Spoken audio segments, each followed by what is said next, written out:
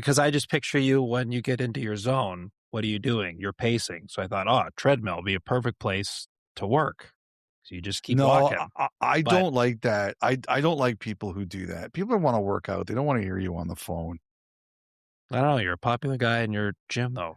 By the way, I got to tell you something. I know we're going way off. Sorry, we'll get back to the Flyers in a second. Yeah. This is a great pod to just go on random tangents on, by the way. This is a nice short pod. There's plenty of time for this. Welcome to 32 Thoughts, the podcast presented by your Canadian Toyota dealers and the 2026 Tacoma. It's time to Toyota. Dom, Elliotte, and Kyle back with you. We hope you enjoyed your Canada Day celebrations, your 4th of July weekend, or whatever you may have been celebrating over the past week, wherever we find you here today. Welcome now to the 32 Thoughts Summer Bonanza. One final bash before settling into the off-season in earnest. Elliotte, how are you feeling? I have a feeling I'm going to be doing even more talking here than normal. Yes, this is a big one. A tour through all 32 clubs. We've got one final thought line for the year. Did you have too many chalk wagon cheers at the Stampede on the weekend? Man, it wasn't even that. It's just the venue is so loud. You try to talk to anybody and you've got to scream. So I was out at one of the tents Saturday night. Nothing outrageous, but there were a lot of podcast listeners who also enjoy Stampede Weekend. I learned that over the weekend too, big boy. Well, we are always thankful to our podcast listeners, and we will do shout outs in the thought line. But Kyle, this is a reminder, conserve your voice. Dana does not want to talk to you. I know. That's why I'm trying to save it for this, and I couldn't even do that over the weekend. Man, it caught me by surprise, I've got to say. All right, so I'm going to do some of the heavier lifting. Do you have intros written for? We're going to go alphabetical order. We're going to do the first 16 teams in the league. We're going to do the thought line. We have a couple of shout outs, and then we're going to do the final 16 teams of the league and say goodbye. This will be our final podcast of the 2025-26 season. Kyle, do you have any special way that you want to intro the teams, or is that not a thing here? Yeah, I can set you up as we go along here. No problem, Friedge. So we thought we would go alphabetically because that allows us to start in Anaheim, where the biggest story so far of the summer hit the other day when Leo Carlsson signs the offer sheet with the Flyers. 5 years, $90 million, about $85 million in bonuses, set to become the highest paid player in the league at $18 million AAV. This is the offer sheet, Elliotte, that changes the business of hockey as we know it. So what's the latest? Well, first of all, the latest is Steph says that I am supposed to be on vacation as of July 2nd. And when that offer sheet came down on July 3rd, she gave me the biggest stink eye I have received in months. And that's saying something. Yes. Now, you could imagine how many stink eyes someone who would be married to me would give me, and take the over. Whatever you think, take the over. This was as lingering a stink eye as I have received in some time, and it wasn't even my fault. The biggest lesson that everybody learned is take care of your business before someone does it for you. This league has changed in a lot of ways. We've talked about the changes in players, right? That this generation, they're not afraid to stand up, trade requests. I know not everybody likes it, but that's what they do. They stand up for themselves. And it starts, I was talking about this with Nick and Justin last week. My son's a musician. He doesn't play a lot of team sports. He's not as interested in them, which is fine. We always support him, whatever he does. He's a very talented kid. So I'm not really in the youth sports world. But If you follow NCAA football or basketball, those sports, you see the way players transfer. And a lot of youth teams now, if you're in youth sports, you see the way kids move from team to team. That sort of way of living at the youth level has reached professional sports and now the NHL. And I think the other thing that has changed is that ownership and GMs are changing. GMs have different philosophies now. They come from more different backgrounds. Owners come from the business world now. Look, it's Bettman said if Houston's coming in at the Board of Governors, it's $3.5 billion between the team and the arena. If you're spending that kind of money, you come from the kind of corporate background where you are a shark. You do whatever you can to beat whoever you have to beat in your field of choice. And that is going to extend to hockey. The owner whose team just won the Stanley Cup, Tom Dundon, he fits that to a T. He will do anything he can to get an edge on any other competitor. Bill Foley, who owns the Vegas Golden Knights, Vinny Viola, whose team won 2 consecutive Stanley Cups in Florida. They are guys constantly looking for the tightest edge, and they are 3 of the newest owners in the league. I think the way teams do business with each other is changing. And, here's the thing. And Pat Verbeek and the Ducks, they recognized a threat, but they didn't recognize how big it was. They were out there saying, look, if anyone offers Sheets Leo Carlson, we are going to match. But I don't think they thought it was going to go here. I don't think they thought it was going to go to 18. And that is the lesson that everybody learns now, is that we better take care of our business. We better know our business. We better be sure of our business, because we are now more vulnerable than ever. The NHL is changing. The morning the offer sheet came, Friday morning, there was, I don't know if it was a phone call, a Zoom call, what it was exactly, but there was a call between the Ducks and Carlson's representatives, the father and son duo of Ryan and Matt Cater. And in there, the Ducks offered, I wrote between 12 and 13. I think it was around 12.5. And I believe the counter was in the area of 15. And in that moment, Carlson and his representatives know what they've got. They know they've got something. They know they've got options. The Ducks said no, and they didn't recognize how serious it was.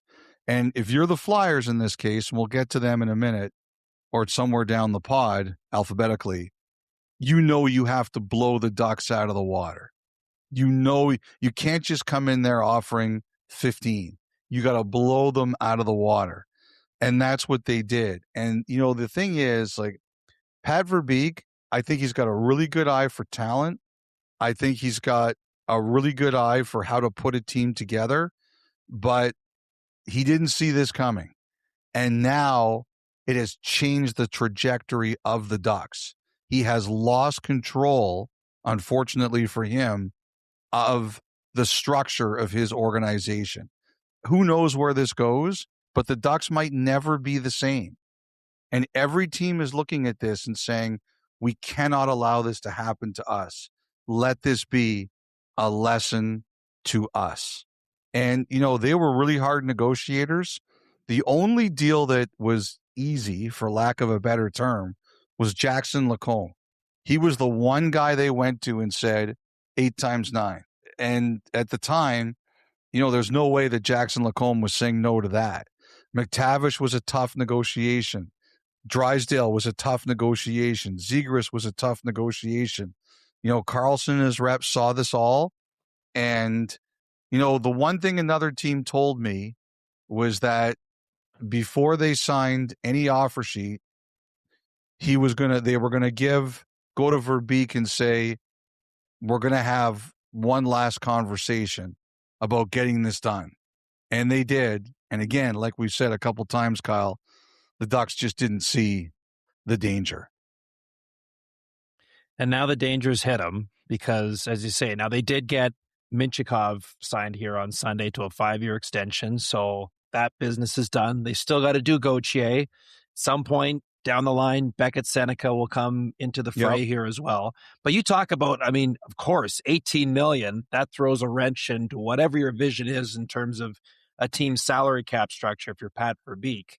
I mean, if they don't match here, does that not throw a bit of a wrench in the Flyers too? I mean, obviously they know what they're getting into. They did the deal, but you've still got a big number we haven't seen before come into not only your organization and your payroll, but also the dressing room and how all that plays out. There's so many layers to this. That's an interesting one. I think we'll talk about the Flyers part of it in a minute, but the first thing, and we'll get to Minchikov too, like there's so much to talk about here. Like Verbeek, he's like Wizard of Oz, right? He's like Dorothy. Oh my God, we're not in the tornado hits, and oh my God, we're not in Anaheim anymore. Like that's what it's got to be like for him, because all of a sudden the Karlsson news comes down, and then the rumors come that people are going to offer sheet Minchikov. Like you've got to be sitting there going, holy cow, like which hole do I plug first? Okay, first of all, the offer sheet. I could be proven wrong. They have to match it. They have to. I don't think they have a choice. If they give up Leo Carlsson, they will spend the next 5 years looking for Leo Carlsson. And may not even find him. I just don't think you can do it. I think there's a couple things I remember. Number one, David Poile. He got 5 first-rounders when St. Louis offer sheeted Scott Stevens. And he always regretted it. He says those picks were not worth Scott Stevens. Scott Stevens went to St. Louis, and then under the old systems, they lost him as compensation to New Jersey when they signed Brendan Shanahan. And Scott Stevens almost single-handedly changed the New Jersey Devils. Washington, Poile said if he could go back in time, he would keep the player. I don't know that Leo Carlsson's going to be Scott Stevens, but do you know how hard it is to find number one centers? I think you have to match it. I do. I don't think they have a choice. And the second thing is, and I remember this is a story Brian Burke told me. There was one year he had Mike Camilleri, and he said, I'm not trading Mike Camilleri for anything less than a third-round pick. And Camilleri was a UFA, and it was in Calgary, and he held on to him. And I said, why didn't you just trade him? I heard you could have gotten like a fifth for him. And he said, if I say I'm not trading him for less than a third and I trade him for a fifth, unless I have like a humanitarian reason to do it, people are going to think I'm a liar. They're going to say, oh, he's just a big talker. He's going to say third, and 10 minutes before the deadline, we're going to get him for a pick that's lower. He said, I won't do that. I'm not doing it. And I think about that conversation when I think about Verbeek now. They came out, they said, we're going to match. If they don't match, nobody's going to believe Verbeek again. He won't be, like people will look at him and say, that's what he said, and then that's what he did. Verbeek was one of the toughest players ever, man. He never took a step backward. I know this is different, but if you come out and say, we're going to match any offer, and you don't, and I'll be honest, like, I think the Ducks thought they were talking about $15 million to match. I don't think they saw 18 anywhere. I don't think they saw this coming, but I think you have to match. I'm sure he's looking around now and saying, look, if I get 4 picks, what can I do with these picks? You would have to show me how it would make sense to give up on this player. And this is the guy, when they ended up second in that lottery and everybody knew Bedard was going first to Chicago, Pat Verbeek told his staff, we are taking Leo Carlsson. No matter what I say publicly, we are taking Leo Carlsson. This is his guy. This was the linchpin to his rebuild that knocked out the two-time defending Western Conference champions. I now, don't forget, people are talking about they've only got $10 million now after signing Mintyukov. You can go 10% over the cap in the summer. You deal with what you have to deal with. Now, it's going to be interesting. He might have to move. Like, he's got three guys with some degree of no trade protection: Kreider, Killorn, Vetrano. He might have to move one or two of them, maybe all three of them. It's really going to hurt the depth of his club. And you're right, like somewhere down the road, whether it's Gauthier, who scored 41 goals last year. Now, Gauthier can't sign an offer sheet, but, when I was talking about guys who may not be 18, but now they might think they're 14 or 15, like Gauthier is probably one of those guys. 41 goals. And Gauthier is a guy who already told one team, I'm not coming here. And then you've got Seneca, who had a 60-point rookie season. Daniel Briere isn't even in the Western Conference, and he just changed the course of history for a potential Western Conference contender.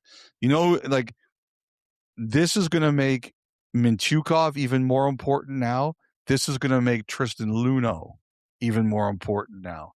Luneau, 22-year-old defenseman who's pretty close to being ready. All of a sudden, he's going to be...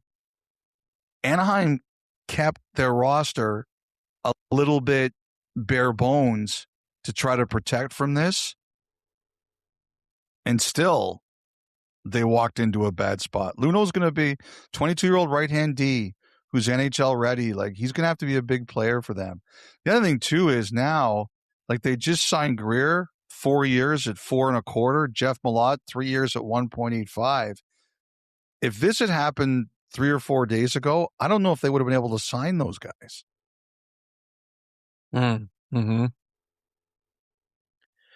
And, they've lost their captain, right? Gudas is now back in Florida. They traded Zellweger, traded McTavish, but you can't stop the momentum of what they accomplished last year as a group. But this certainly throws a wrench into things. Anything else about Carlsson specifically here? No, I just want to do Mintyukov a bit. I don't think so. I think we just wait, and I'm sure Verbeek will explore all avenues, but I think he's got no choice. I think he has to match it. I'm with you, and he's got till Friday to make a decision, 7 days. So Mintyukov, now there was a report that came out that said Anaheim had been called and told they were getting an offer sheet. I've heard some dispute on whether or not that actually happened. I think a team was at least considering it, and I assume that team was Carolina. But I had heard earlier on Sunday morning that Anaheim had made the commitment they were going to sign him. Now, what's interesting is I was talking with one of the salary gurus in the league, and he said the word was that Anaheim, so they traded Zellweger to Buffalo, and he signed for, I think, 3 times 3.1. He thinks that's where the Ducks were with Mintyukov before the offer sheet. And then all of a sudden it was like Brant Clark, which is 5 times 7.4. And Mintyukov ended up at 5 times 7.2. Like, it just showed you how much everything changed. Everything. The inflation hits almost overnight, coupled with a salary cap that shot up to 104. It's a brand new world. It's a brand new world. Okay, the Boston Bruins. So get back into the playoffs last year, lost out to Buffalo in the first round. They make a draft day trade for J.J. Peterka. He's got a fellow countryman as the head coach in Marco Sturm. A lot of additions depth-wise to their blue line to kind of begin the offseason here, Friedge. Where are you at with Boston and Don Sweeney's plans moving forward? So I think one of the more like the number one thing that happened to Boston that was good last year was that we kind of thought that Swayman would return after one bad year and be Swayman again, and he was. I think that was a huge success for the Bruins, and I think that he's going to be your rock. On paper, Peterka, Pasternak, they should be fantastic together. Peterka's an interesting guy. Let's put it that way. He's extremely talented. It was time at the end of his stay in Buffalo. It was absolutely time. He had to go for him and them. And I just heard it wasn't a great fit this year in Utah. But, whether it's Zacha playing first line center between them or Lindholm playing first line center between them or anyone else, you have to look at Pasternak and Peterka and say that should work. And to be honest, like I do think a lot of people in hockey, especially fans, they overrate, and even media. I shouldn't say only fans. I think media does too. I've thought a lot about this. I think we overrate late first rounders. Like, I think if you're going to get a guy like Peterka and you're going to give up a late first rounder, I think that's a fair price to pay for somebody who could have the impact that he has it. Like we talked in this interview with Jarmo Kekalainen about the chart, and those early 20s picks, they're much more hit or miss than you realize.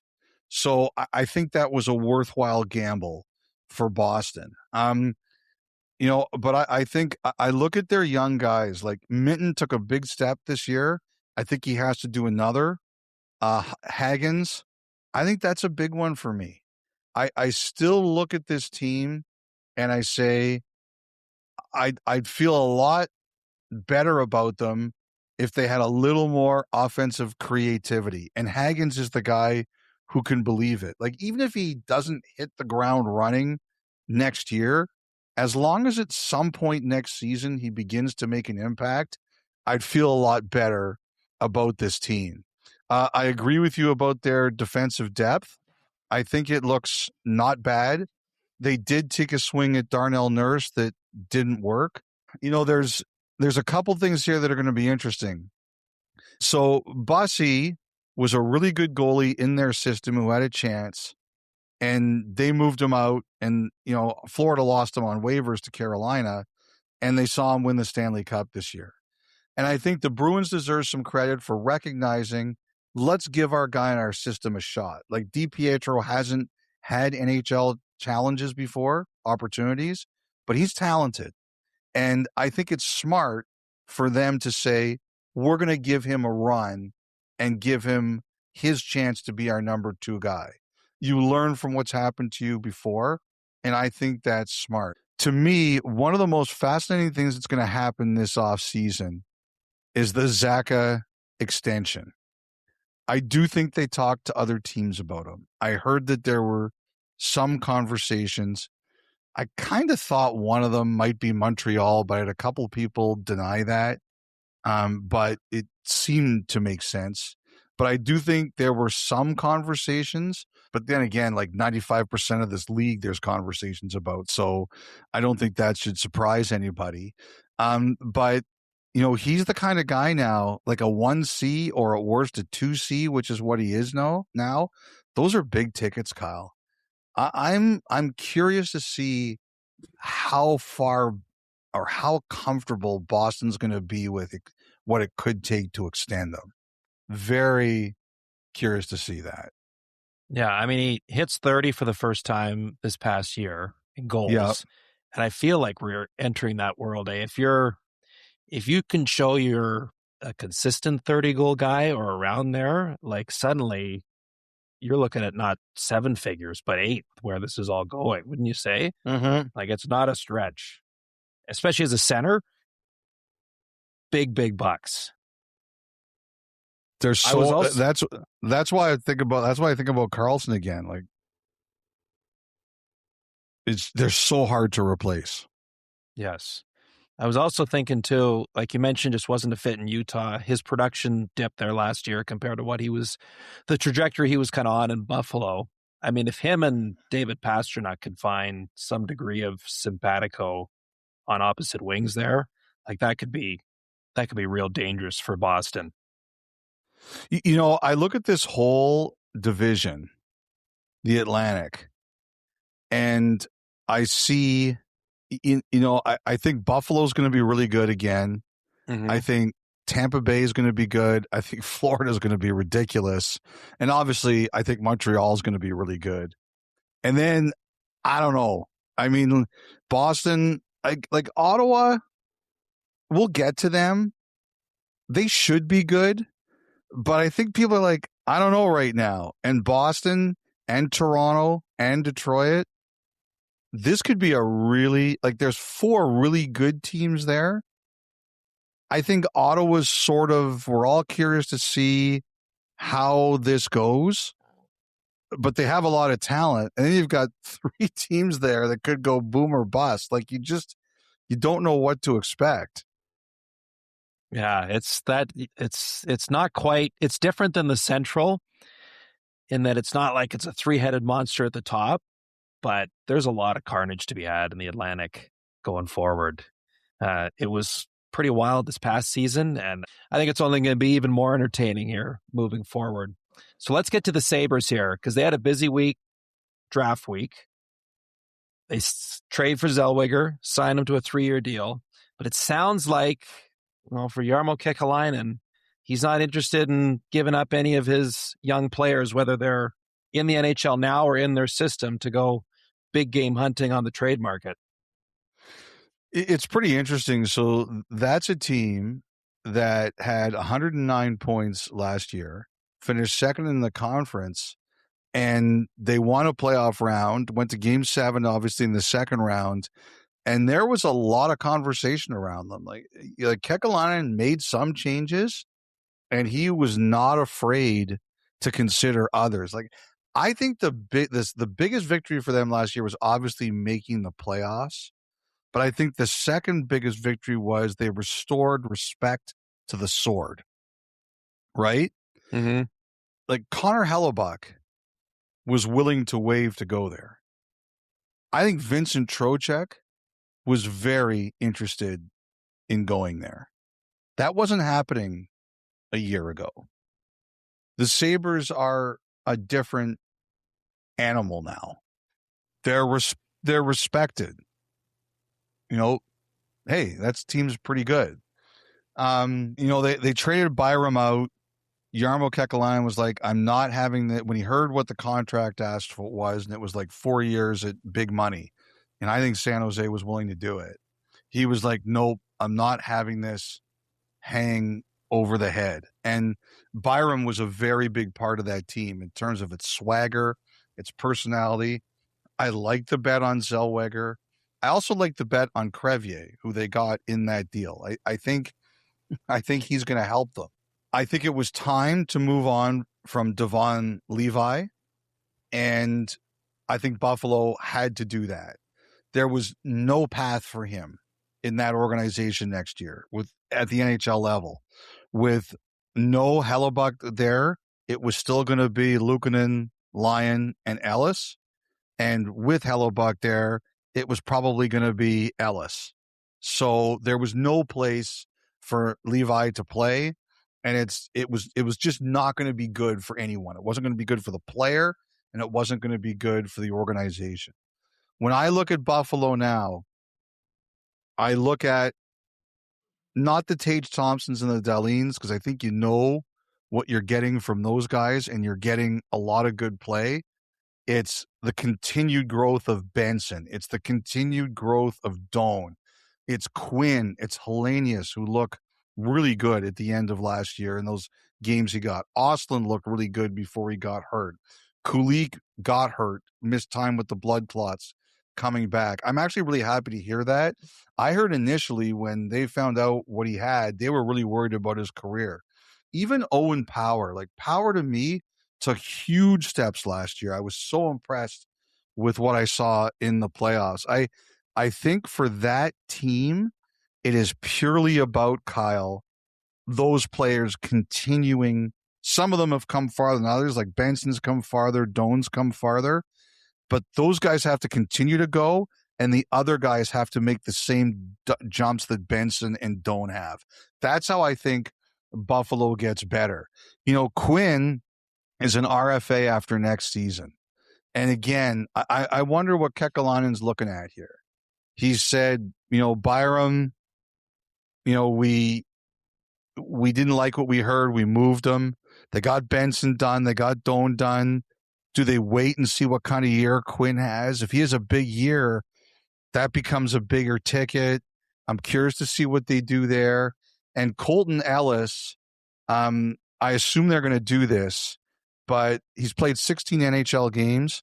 By the end of next year, he needs to play 12 of at least 30 minutes, or he becomes one of those Group 6 free agents, the players who don't play a lot early in their careers. I've heard the Sabres really like him. I assume they have that circled on their, I don't know what people use anymore, bulletin boards, cork boards, electronic boards, whatever it is. But I'm sure they'll make sure that Ellis gets his time. It was noteworthy in our interview with Kekalainen how he almost at one point went out of his way to pump up Jack Quinn. You are right. You are right. I was thinking about that. Yes. I don't know what that means, but it was just noteworthy.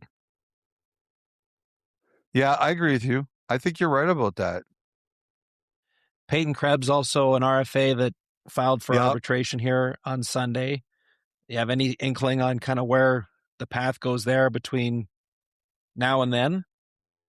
You know what, Kyle? I really don't know how to handicap these right now, simply because so much has changed in 2 days. It used to be you saw how everything got filed and you kind of sawed it off in the middle. But I think it was a couple of years ago, we actually had 3 players go in and have hearings. And we hadn't had that in a long time. And, the one thing is, it's like UFA contracts you can't use in arbitration cases because UFAs aren't in arbitration. But Carlson's contract,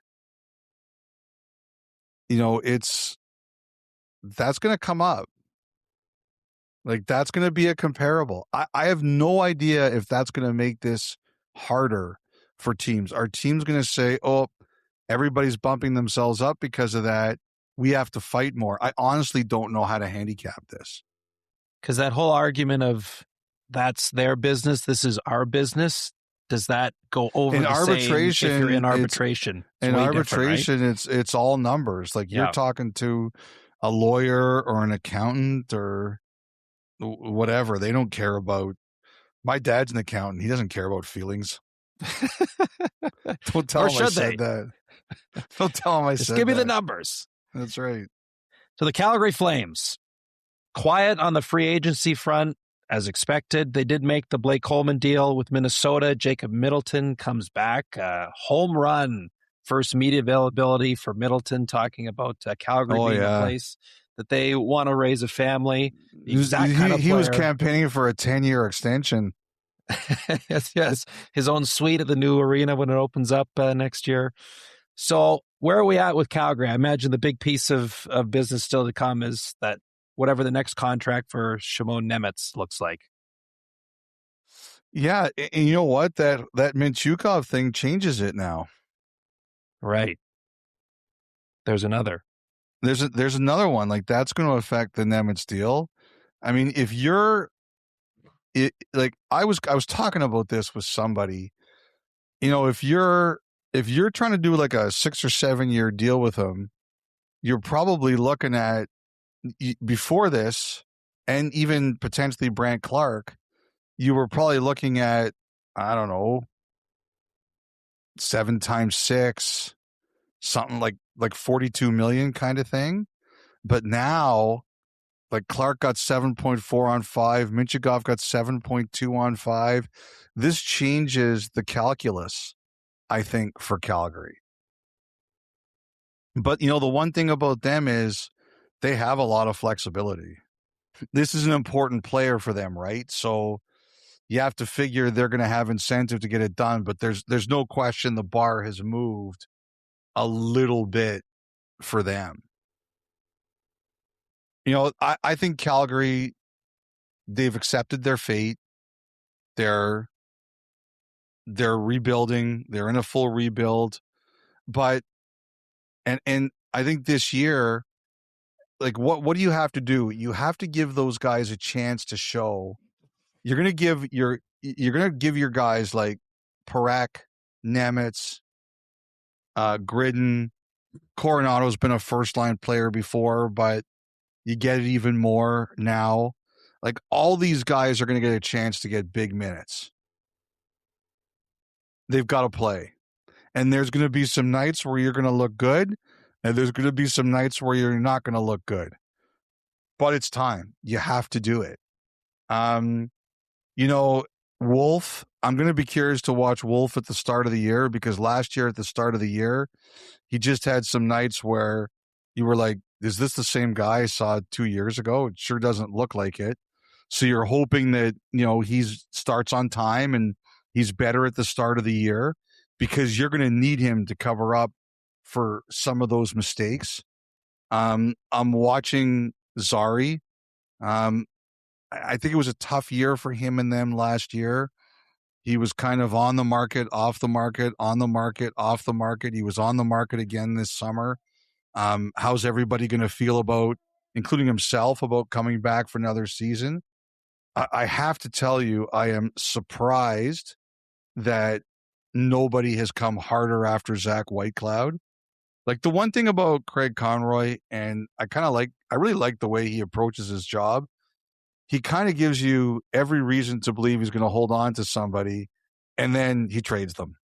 And, like he gives you every reason to believe he's going to hold on to Whitecloud because he needs him.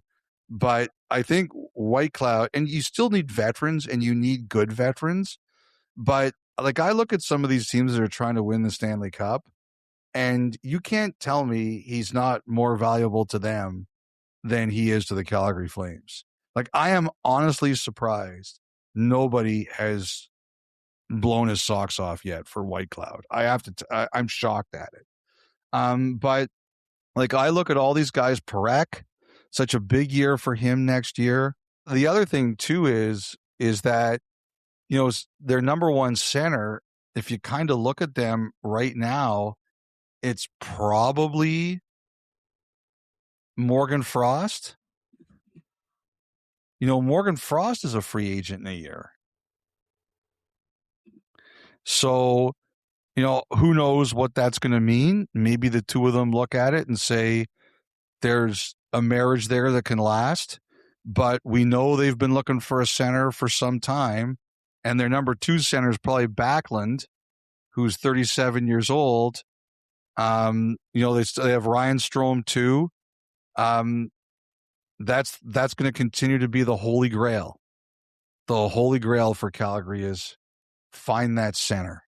But they've turned the corner, and I think, like, when I'm watching Calgary next year, I'm going to be watching these guys, and I'm going to be like, some nights they're going to get spanked. But other nights, you're going to look at the play and you're going to say, this makes sense to me. So Jonathan Huberdeau has that hip resurfacing surgery. Have you heard much about his progress? Because I'm listening to Craig Conroy the other day, and he sounded more hopeful than confident that he was going to be good to go come the fall. No, I'll worry about that in September. It's July. All right. Jonathan Huberdeau is a great guy. I'm not worrying about Jonathan Huberdeau in July. Fair enough. As they go and into by the way, I hope to have a great summer to our biggest Flames fan listener, Taylor Conroy. Yes. Taylor, I know you always tell your dad everything we say about him on this podcast, so please tell him this. In his first practice with the Canadiens, I think he shot the puck at Patrick Roy's head on purpose. Well, when you get to know his demeanor and personality, it all tracks. He seems like that kind of guy. Farewell season for the Saddle Dome next year. It's going to be a special one. I heard you already stole 2 chairs. If I could, I would. I know I'm half Murray Edwards. time. if your attendance is too short next year, every game, it's Yeah. because Kyle ripped the chairs out there in his basement. It's time, but I'm going to miss that place. You know what? Miss that place. I got to tell you, I understand exactly what you mean, Kyle, because Exhibition Stadium was not a great stadium, but I loved every second I spent there in my childhood. Right. You know, Maple Leaf Gardens, it was time. The Forum in Montreal, the Odd in Buffalo, all those places, you know, it was time. The world changed, but I loved every second I spent in those places. And if you were old enough to be in the Boston Garden or in Chicago Stadium, you know exactly what we're talking about. Carolina Hurricanes, Stanley Cup champions, and it looks like, as we sit here right now, not a lot of change to their roster going into next year. Yes, Freddie Anderson's at Edmonton now. They tried with John Carlson, the defenseman. What's the latest with Alexander Nikishin, a name that's been out there quite a bit since the season ended? Also a guy in need of a new contract. Yeah, so he's like Cutter Gauthier. He's got no rights. So he can't do an offer sheet. He can't go to arbitration. So he's stuck in a tough spot. I don't know how close it came, but there was some traction between them and the Rangers. Initially, I think the Rangers offered a couple of draft picks, including a first rounder. I kind of wondered if it was that first that they traded to Vancouver for Pettersson. But it didn't happen. Carolina wanted a player. And then they circled back around and they had something that I think was gaining some traction. And I heard the issue was the contract. They couldn't get an agreement. I think Nikishin, you know, like every other person, wants to maximize his output. And I from what I just heard, the Rangers just weren't going where that could go. So I think there's some other teams that are looking around it. I think St. Louis is one of them. It's one of those things that, Kyle, it's kind of like late pregnancy. We're there, we're not there. We're there, we're not there. She's dilated, she's not dilated enough. Like it's kind of been like that. It's like, is it now? False alarm. Is it now? False alarm. It seems to be on and off all the time. I don't know. Maybe the Hurricanes will finally give birth in the next little while. First of all, I don't think they're satisfied. I think they are trying to add something to their team. And what I think is interesting about them is, for a team that just won the Stanley Cup, they don't have a lot of holes, as you would imagine. So I think whatever they're trying to do is big. And I have some theories. There was some stuff floating around the internet. Steve Warrior, who used to work for the Florida Panthers, he tweets some interesting stuff from time to time. And, you know, one of the things he kind of talked about was, could a team be successful on an offer sheet and trade the player that they sign? And I do think that Carolina was considering something like that. We'll talk about Seattle later, but remember, they were going to make a trade for Jason Robertson that was 3 first-rounders and a young player, I believe. And I think that Carolina was considering, could we offer sheet someone? If you match an offer sheet, you can't trade that player for a year. But if you sign someone to an offer sheet and you get the player, there's no such restrictions.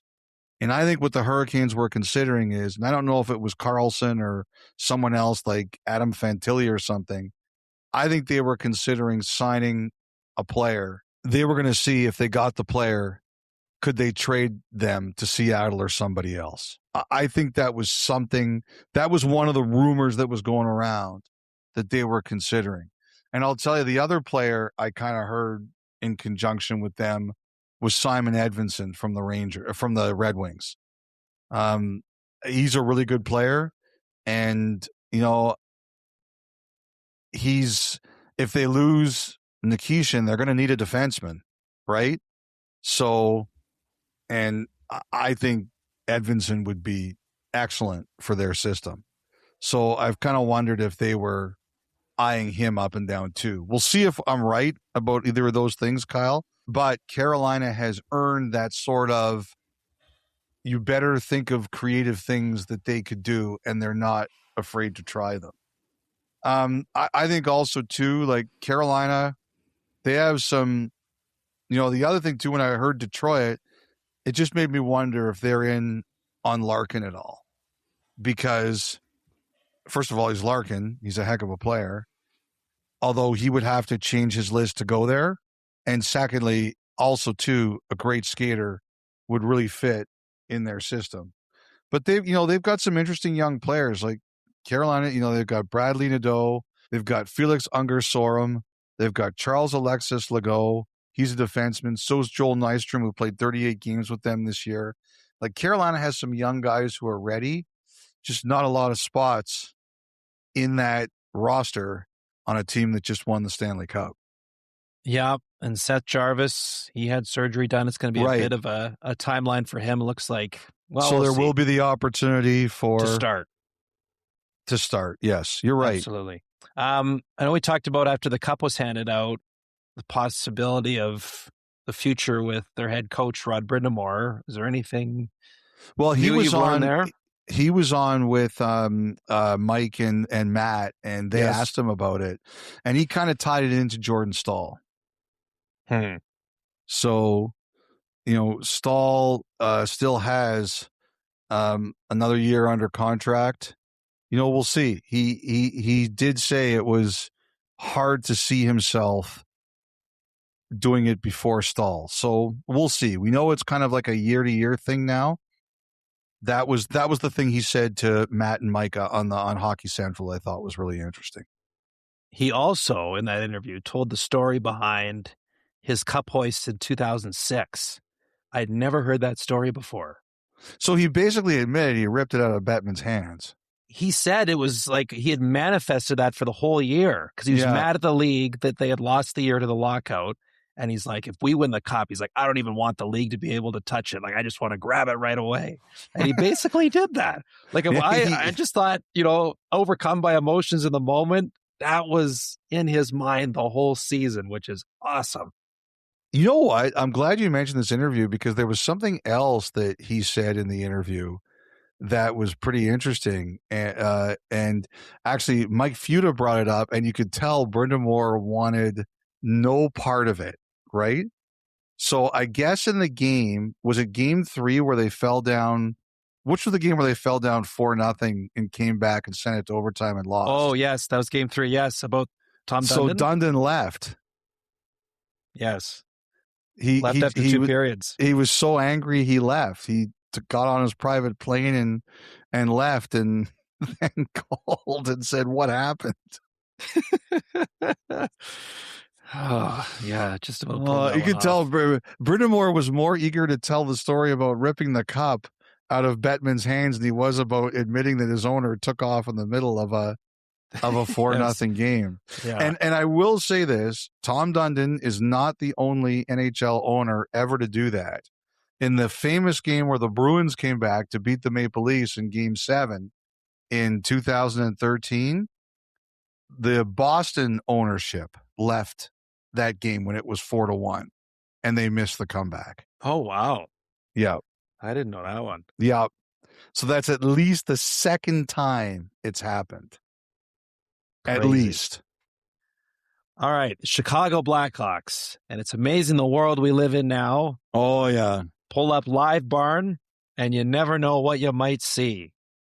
Connor Bedard skating in Vancouver goes in awkwardly into the boards. We've got to start there. Do you have any update on how he's doing? Don't. I knew it was going to be tough because of the weekend.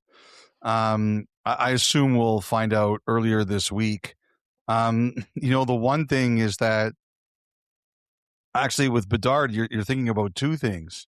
Yep. If I ran the Chicago Blackhawks, I would have been at the Bedard household on Saturday morning. I would have been like, A, how's your shoulder? And B, do we have to worry about an offer sheet here at all? Because I am a super paranoid human being. And after what happened with Carlson, I would have been like, do I have anything to worry about here? I want to know right now. Now, I don't know that the Blackhawks have any reason to be concerned here. And I think generally player and team have an excellent relationship. I think he's very happy to be a member of that organization. I just personally wouldn't chance anything anymore. I would hide all of the pens in the Bedard house.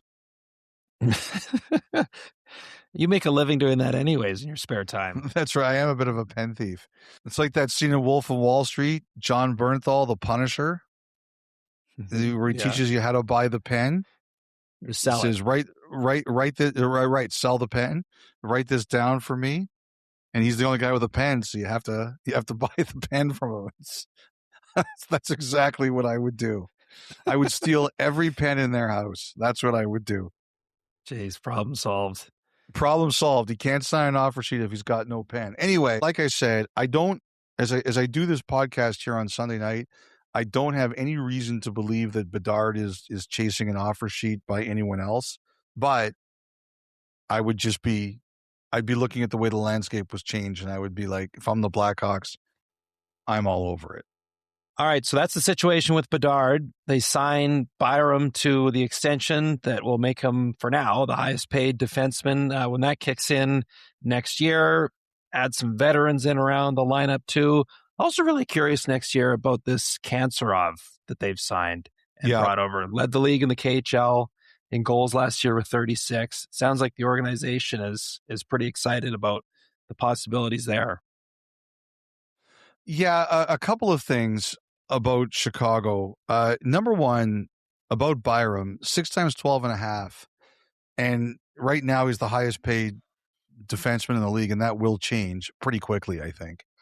But someone told me, and this is another team told me, that he heard there was a 4 times 14 out there for Byram. And I assume that was the Sharks, but I don't know that. But he said to me that the word out there was that Byram was getting paid. And the biggest battle was going to be term because they felt that Byram, initially the word was he only wanted to sign for 4 years. You know, we had that conversation about Byram where we talked about, you know, trading the pick and whether or not it's really worth it. I had a lot of feedback about that, about, you know, the 4th pick is not as valuable as you think it is. And some teams understood statistically why you would do it, even though they didn't know if they would have the guts to do it. The one thing that they did say was they felt Chicago should have gotten the 20th from Buffalo. They should have said, okay, we'll give you the 4th, but we want the 20th back. That was the one thing that they argued. But they didn't disagree with the premise that from an analytics point of view, it was a reasonable attempt to make. I agree with you on some of these young players. Like, I want to see Frondell make his first full season. I want to see Kanserov too. I'm really curious to see what kind of player here. I think that the Blackhawks, like, you look at it, I look at them and I say the same thing I said last year. Nazar, I want to see another step. We talked about Green. You want to see another step. Moore, you want to see another step. On defense, like all these, even Byram himself, he's about to become a number 1 D for the first time. How is he going to handle it? Vlasic, even more. Kaiser, even more. Levshunov, Rinzel, more. The one thing that Chicago shows you is they've got so many good young players, but it's just a reminder of how hard it is to take that step. Now, the one thing I really believe is that they are looking for forwards. And they've tried before, and they'll continue trying. And even if it doesn't happen this summer, into next season, if Chicago finds out that any forward is available that they think they can make a difference, they will be on it. And someone made that point to me today that even if they don't get it done this summer, watch it during the year. Chicago will be hunting for forwards. Okay, the Colorado Avalanche, President's Trophy winners last year, knocked out in the 3rd round by Vegas. Saw some bodies moved out the door. Nichushkin, Ross Colton, Jack Drury. They do keep Brett Burns for another year, extend Brett Kulak, sign Jaden Schwartz. But with some of the space that was cleared out, anytime now, it's worth noting, Cale Makar can sign a contract extension. So do you think he's the highest paid player in the league at some point here? Hey, do you think he goes a notch above this new bar set by Leo Carlson? I think it's going to be purely up to him. Purely up to him. He could. Now, Colorado, by the way, is one of those teams that this year has a slightly lower cap. They're at 101.7 because of their overages. But that doesn't affect Makar's extension. That's still a year away. But I think he's going to get whatever he wants. I'll bet you he does not max out. That they'll go to him and they'll be like, we could pay you whatever you want and you deserve it. And I think he takes a big number as he deserves, but I don't think he takes everything he can. That's fair. That's very fair. So I just don't think he maxes out in terms of either the maximum number, which this year is 20 million, but I think he takes a big number. I think he leaves a little bit of cap flexibility, a little bit. Okay, and they have committed to saying they want Makar to play his entire career in an Avalanche sweater. What else are you looking at for a team that wire to wire tops of the NHL during the regular season and just got beat by a Vegas team that was firing all cylinders in the spring? So I think that they're in an interesting spot because I don't think that they will. I don't think that they're going to, after such a dominant regular season and the disappointment, I think they're going to look at next season as a bit of a lab. Look, if you look who went out, Ross Colton was a regular. It wasn't always easy this year with him. He didn't have a great year and he wasn't a great fit, but they moved on from him. Jack Drury was a regular. They moved on from him. Like, if you look the last couple of years, they've brought in some guys. Miles Wood was a couple years ago, and it didn't work.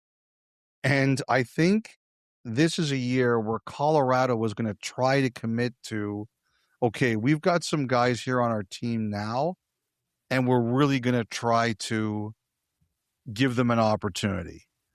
Some of those are the guys they traded from Nashville, Svechkov and LaRue. They're going to try to help them play and get a bit of a spot. But look, they've got, Makar's younger brother, Taylor. They've got TJ Hughes. They've got Gavin Brindley. They've got Lysell, who they traded for from Boston.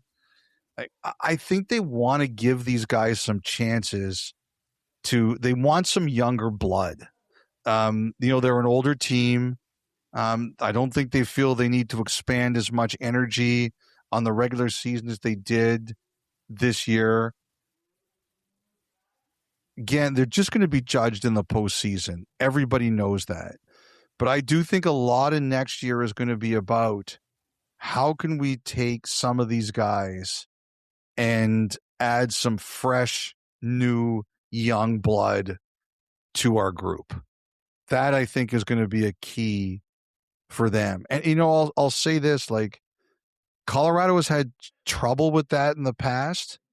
Like McKinnon had that famous quote, it's hard to win with young players. Like, I think young players have been intimidated by him and some of the other guys there before.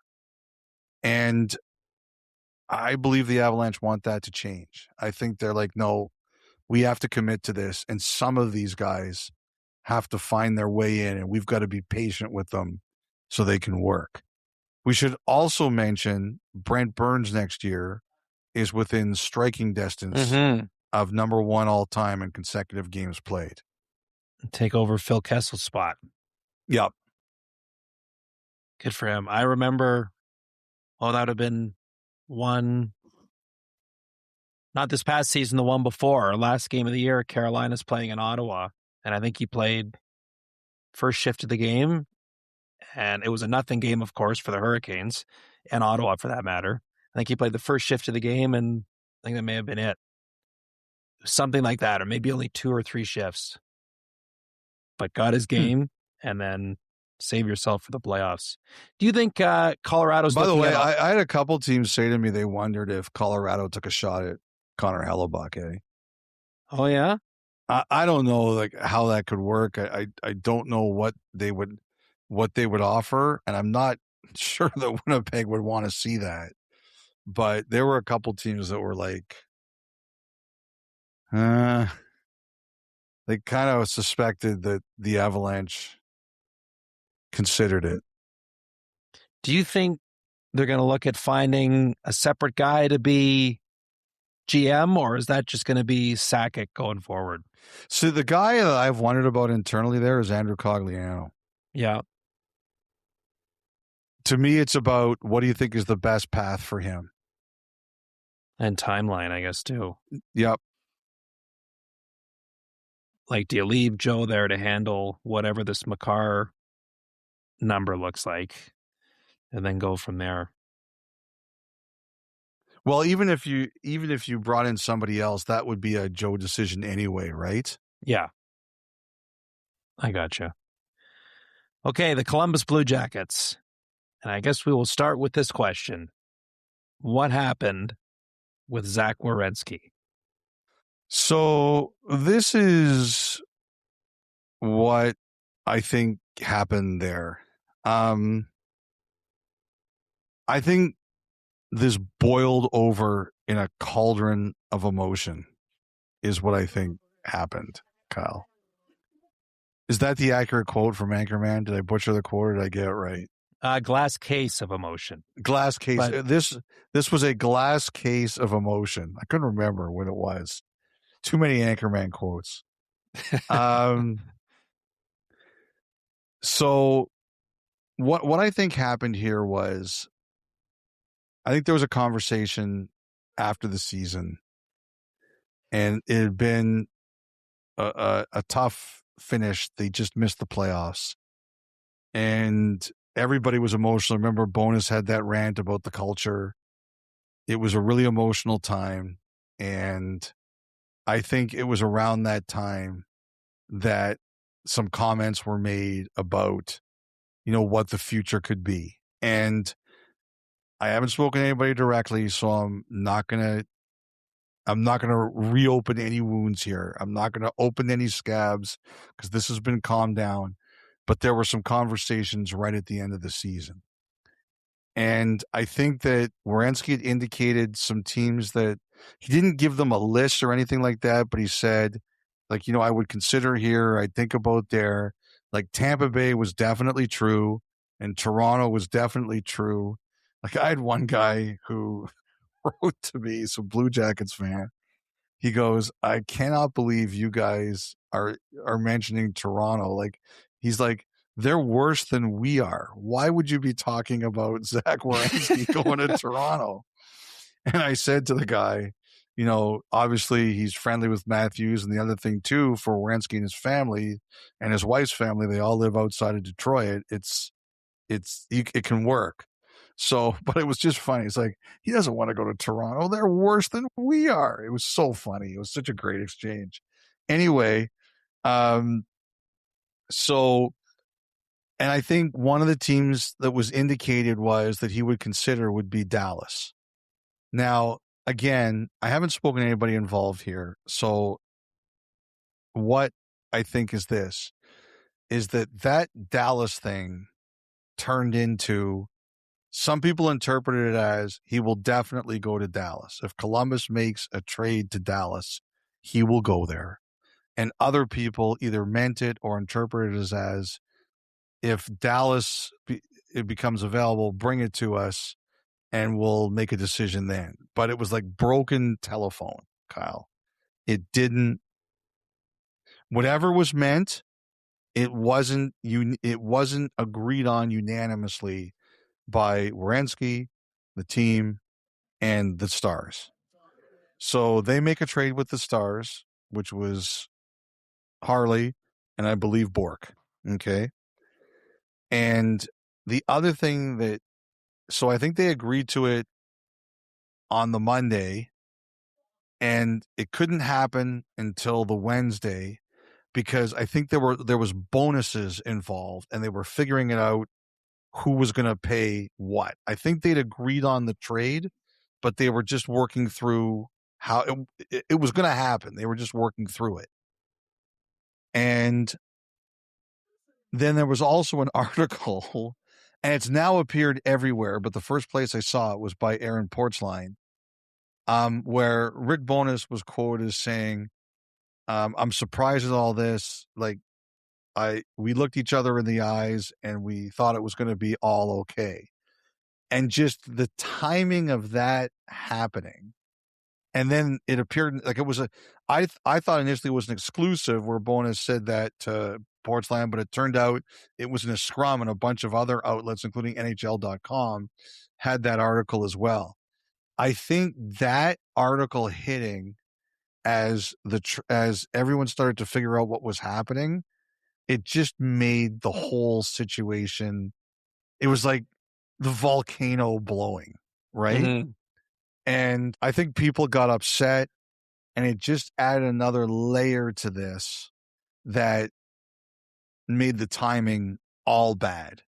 But whatever the case is, they took it to Werenski. He said no, and the deal died. And I think Columbus basically said, it's Dallas or we're keeping you. Because the trade, like Toronto couldn't do that, and neither could Tampa. So I think Columbus said it's Dallas or us. And then it got out and it really exploded. And, it was interesting. I had a conversation with a player this week, and he had a really interesting perspective. He said, behind the scenes, whenever you ask for a trade, you feel that you've or you're indicated that it might be time for you, depending on what the future is. Maybe and maybe your team knows, and maybe your agent knows, and maybe your wife knows, or whoever else you confide in. But a lot of people don't know. And then he said to me, like, once the articles and the tweets start coming out, it's like, oh my God. Like, you may think, if you've never been through it before, you may think you're ready for it to hit the social media whirlwind, but you're not. If you've never been through it before, you don't know what that's like. Now, if Don Waddell's been around for 1,000 years, Jim Nill's been around for 5,000 years. So these guys have seen everything. But Werenski's new. He's a younger guy. He's never been through anything like this. And they think it really rocked him. Like, it's like, I don't think Werenski's like a bad person at all. He wants to win. And I think he was probably a little stunned, a little overwhelmed, and, a little bit probably embarrassed about the way it all played out. So they did what adults are supposed to do. They had a call. I don't think it was in person. They had a call or a Zoom or whatever, and they sorted it out. And I think they smoothed it out with, I think Werenski probably smoothed it out with Dallas too. But, they sorted it out, and I expect that he'll start next year in Columbus. And, I think, Columbus wants to win. They went out and they got Nichushkin. I heard Colorado had lots of places they could have dealt Nichushkin, and Columbus got him. Like, there were a lot of options there. They kept Coyle. The other thing here that's really interesting is they let Jenner go. They need a captain. Mm-hmm. And I think the plan was always to make Werenski the next captain.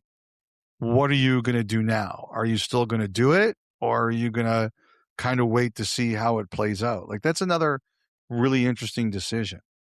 But I think they want to win, and I think they want to win badly, and they're a better team with him there.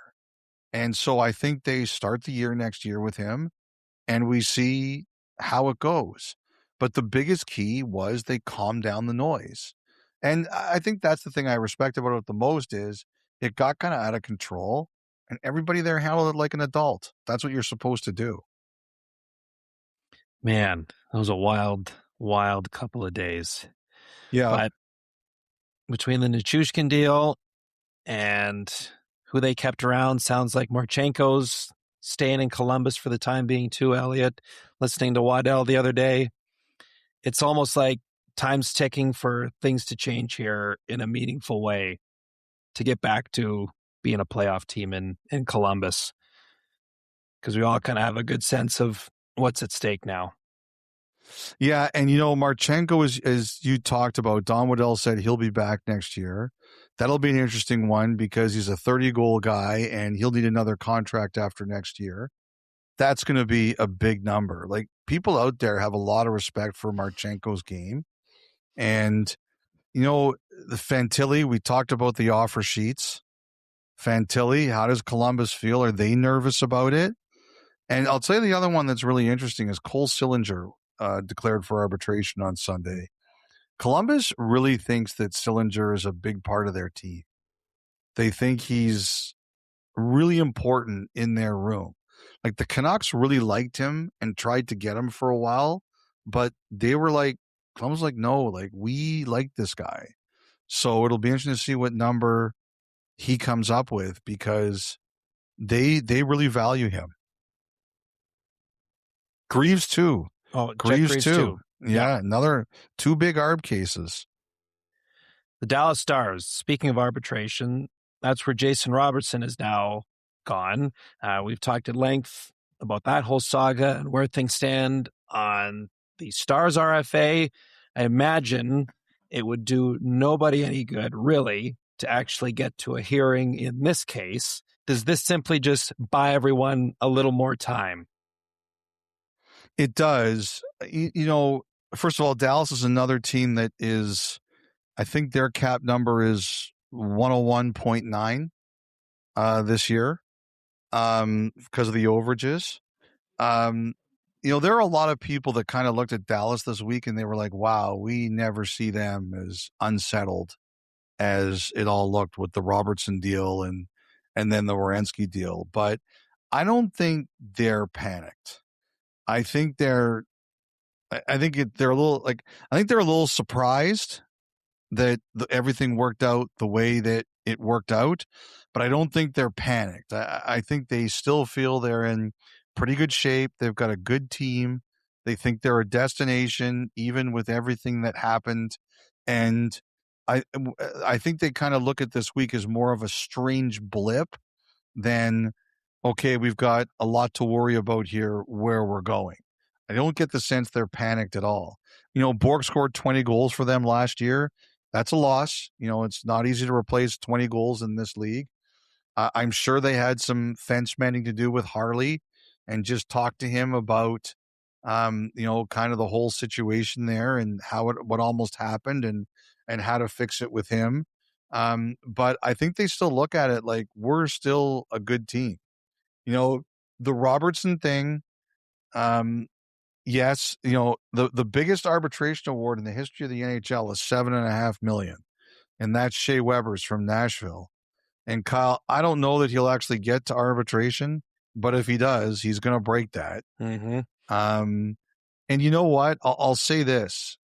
When we did the pod after Robertson declined the offer in Seattle, I said that Robertson's going to want everyone to interpret that as how much he wants to stay in Dallas, that he would turn down $125 million or whatever it was for Seattle because he wants to be a Dallas Star. And I think there's some other things that have popped up in and around there where he said no to. And I do think on some level, the Stars accept that as he wants to be here. But I still think there's a gap. I think the Stars are in and around 12 and a half. And I think Robertson's around 14. And, I think there is a little bit above Robertson. He had to wait. He had to kind of prove himself. And he's like, okay, I proved myself. So I think it's still going to be a challenge to bridge this. And but I do think the Stars on some level have taken all of this as his preference is to play here. So we'll see how it all plays out. Another thing, too, Jamie Benn re-ups for one more year as captain of the Stars and on pace to eclipse 1,300 career games next season. Mm-hmm. So he remains in Dallas. Anything else for them? Like, they're still a veteran-laden group, but, whether like the Maverick Bourque trade was one thing, so there's another young player that's not around, but like the Ritzkovian emergence certainly helps matters, where for a team that's trying to win, you need some guys that aren't making Jason Robertson money to be able to help you up the lineup. And slowly but surely they are finding those guys. Well, also too, like Lundqvist took a step last year before he got hurt, and Bixel looks like a player before he got hurt. I look at that team. I think a lot of what they can add, or if anything, is just going to depend on what Robertson's number is. I think once they know what that is, they'll start to survey and see, okay, is there other help we can get? The thing about Dallas is the league kind of turned over a bit last year. Like a lot of the teams that have been going far in previous years, like, aside from Carolina, really, Florida hit the wall and missed out. Dallas hit the wall, got knocked out early. Edmonton hit the wall, got knocked out early. I think a lot of these teams, and Dallas is one of them, is kind of sitting there and saying, okay, we got our knockout early and we're going to be back. Like a lot of guys were hurt. I think that's one of the things I look at with them, though, is like Rantanen's not a guy who's been injured a lot. He got hurt at the Olympics and it affected him the rest of the year. But, Hintz is a guy who gets hurt a bit. Sagan's a guy who gets hurt a bit. Heiskanen is a guy, unfortunately, who's been hurt a bit. I think they're just hopeful with a longer summer, a lot of these guys can get healthy and be back. And they kind of look at it as, if we're healthy, we're okay. And once they see where Robertson's number is going to be, they'll see what else they can do. But that's the one thing I really got the message out of Dallas, is that it was an unusual week for them, but it's not anything they're overly panicked about. The Detroit Red Wings, Elliotte. So Dylan Larkin remains a wing for the time being. You mentioned earlier Simon Edvinsson, an RFA there, and the intrigue around that player. You can understand why. That's a heck of a young defenseman that they have. But I suppose we start with their captain and I don't know what the roadmap looks like. He was one of the first in terms of the more public trade requests to get out there earlier this spring, and he hasn't been moved yet. So when Leo Carlsson's offer sheet hit, one of the first calls I got was from another manager who said, how much more valuable do you think Dylan Larkin just got? 5 years remaining at $8.7 million. And what he said to me was, as hard as Steve Yzerman was drawing the line before, he's going to draw it even harder now. And, the other thing too is I'll admit it, I didn't think, and part of me still doesn't believe that Larkin will start next year in Detroit. I'm not convinced that Yzerman wants to start the season with this distraction, but I also believe that he thinks that no trade is better than a bad trade. And I had a few people say to me, don't underestimate it. He'll do it. If Yzerman believes the right thing to do is start the year with Larkin based on what he's getting offered, then he'll do it. But I think the offer sheet made Larkin even more valuable, in not only in Yzerman's eyes, but in other people's eyes too. And yes, like I said in the Carolina section, I believe that I've heard rumors that they've sniffed around on Edvinsson, and I wouldn't be surprised if they've thought about it. So those are a couple of things I think the Red Wings are dealing with. And I think Yzerman wants current players for Larkin. Current players. Because the mindset has to be once and for all, you got to end this playoff drought. Enough March collapses. I think he believes that very strongly. He doesn't just want futures. Like, I think if he wanted futures, this deal would be done already. Right. So that brings another layer into it. I was wondering, do you have any sense of where Patrick Kane might land yet? I don't. I don't. I've heard a few things, but I don't feel comfortable in what I've heard to say it. I think he's got options and is making a decision. I think Giroux's kind of the same. I don't know that I expect him to go back to Detroit. I actually liked the Arvidsson signing for them because he had good numbers at 5-on-5 last year. I like Kolesar a lot. He didn't have a great year, and he was a pretty stunning scratch in Game 6 of the Stanley Cup Final in Vegas. But I like Kolesar as a player a lot, and I don't mind that pickup for them. Like, I think that the Red Wings could use some edge and some personality and some identity to them, and Kolesar's got that. If he plays the way he can play, it won't be too long until he's a big fan favorite there. But the DeBrincat thing too. I mean, $7.8 million now, almost 7.9, 1 year away from unrestricted free agency with where we're going. Like, Yzerman doesn't like these contracts, man. So like that's the one thing. Like, I look at this and, Justin Falk is a bit of a different case. He's 34 years old. He's a year away. But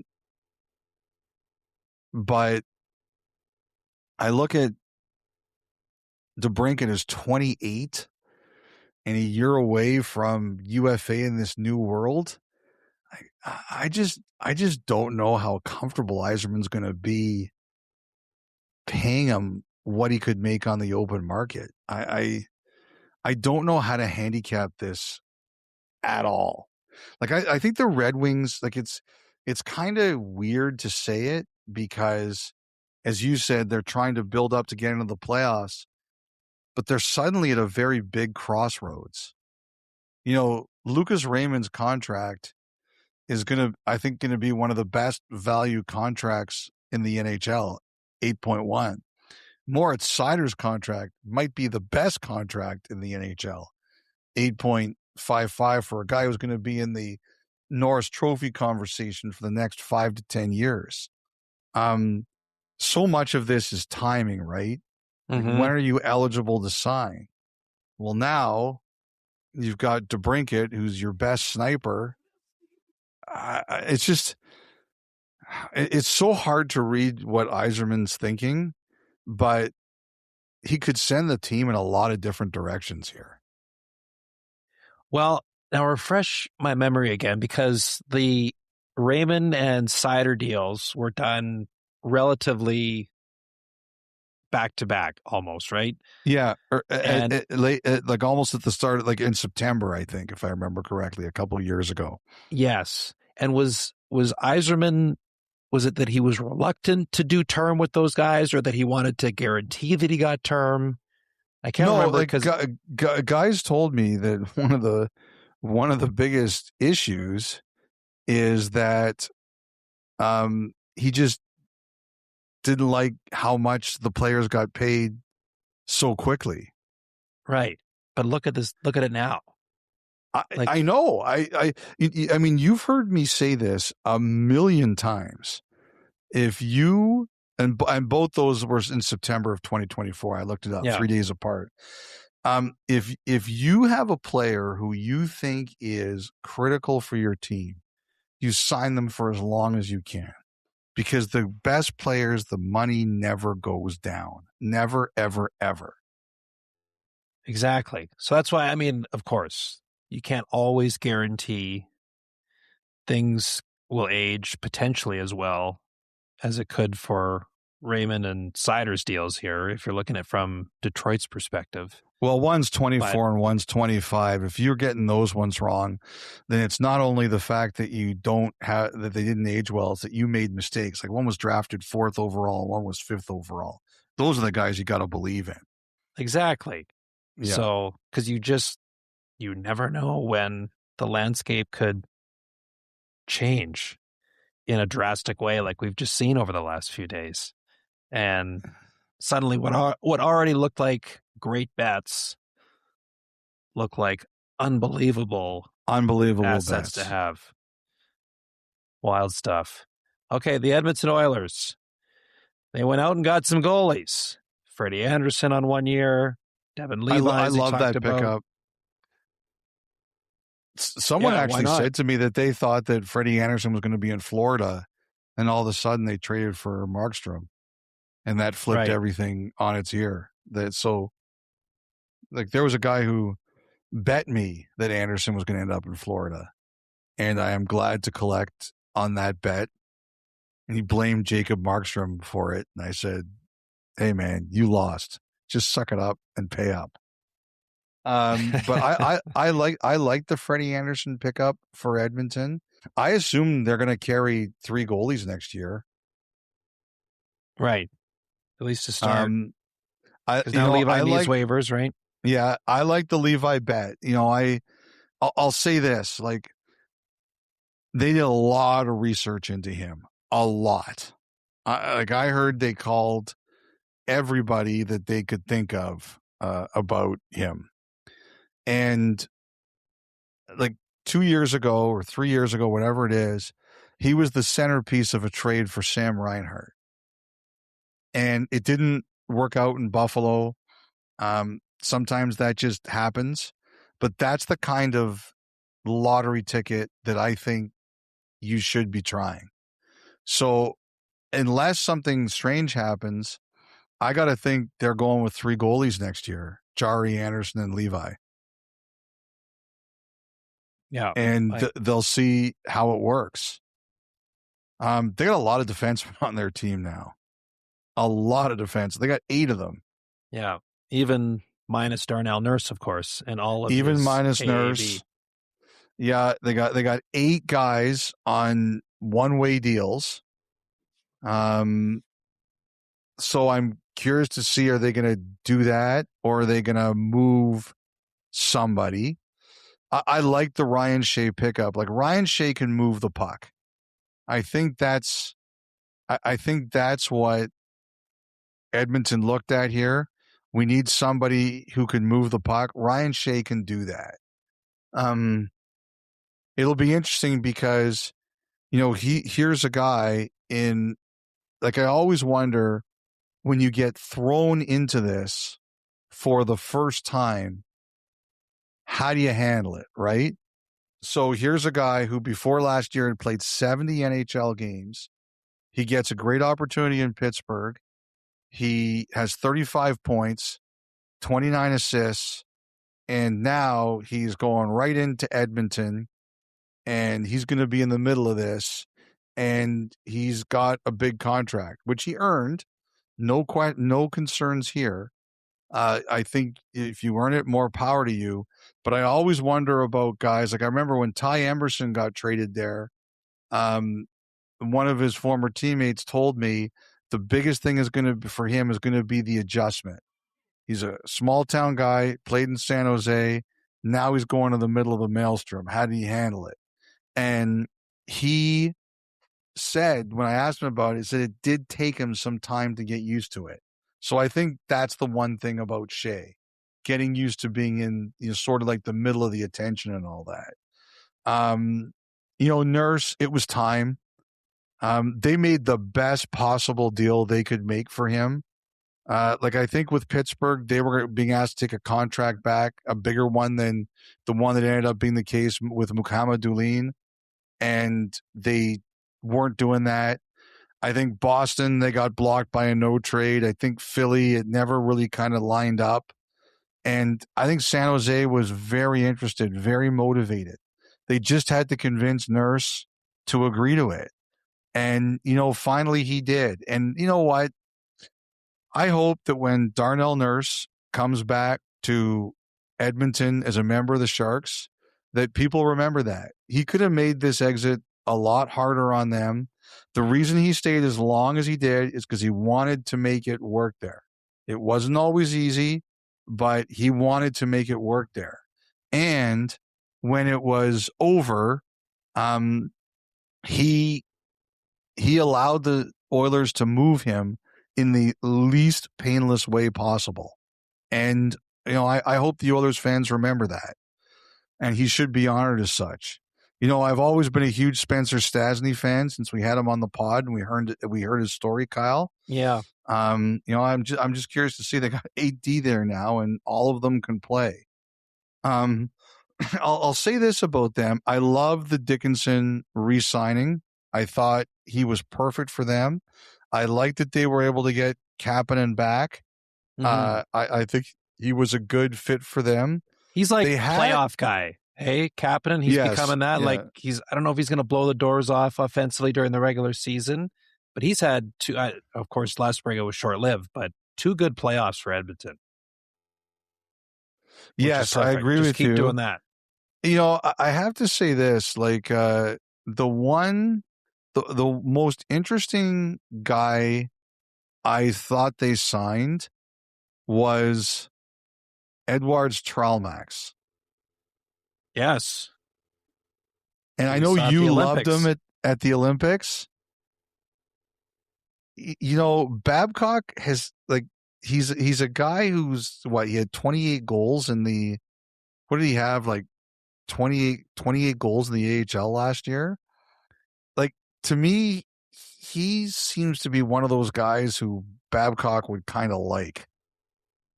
Mm-hmm. Just a no-nonsense, he played a hard game, hard straight-line game for Latvia, right? Yeah. I'm curious about this guy. I've seen guys like this play for Babcock before. For sure. 6'4", had 3 goals in the Olympics for Latvia.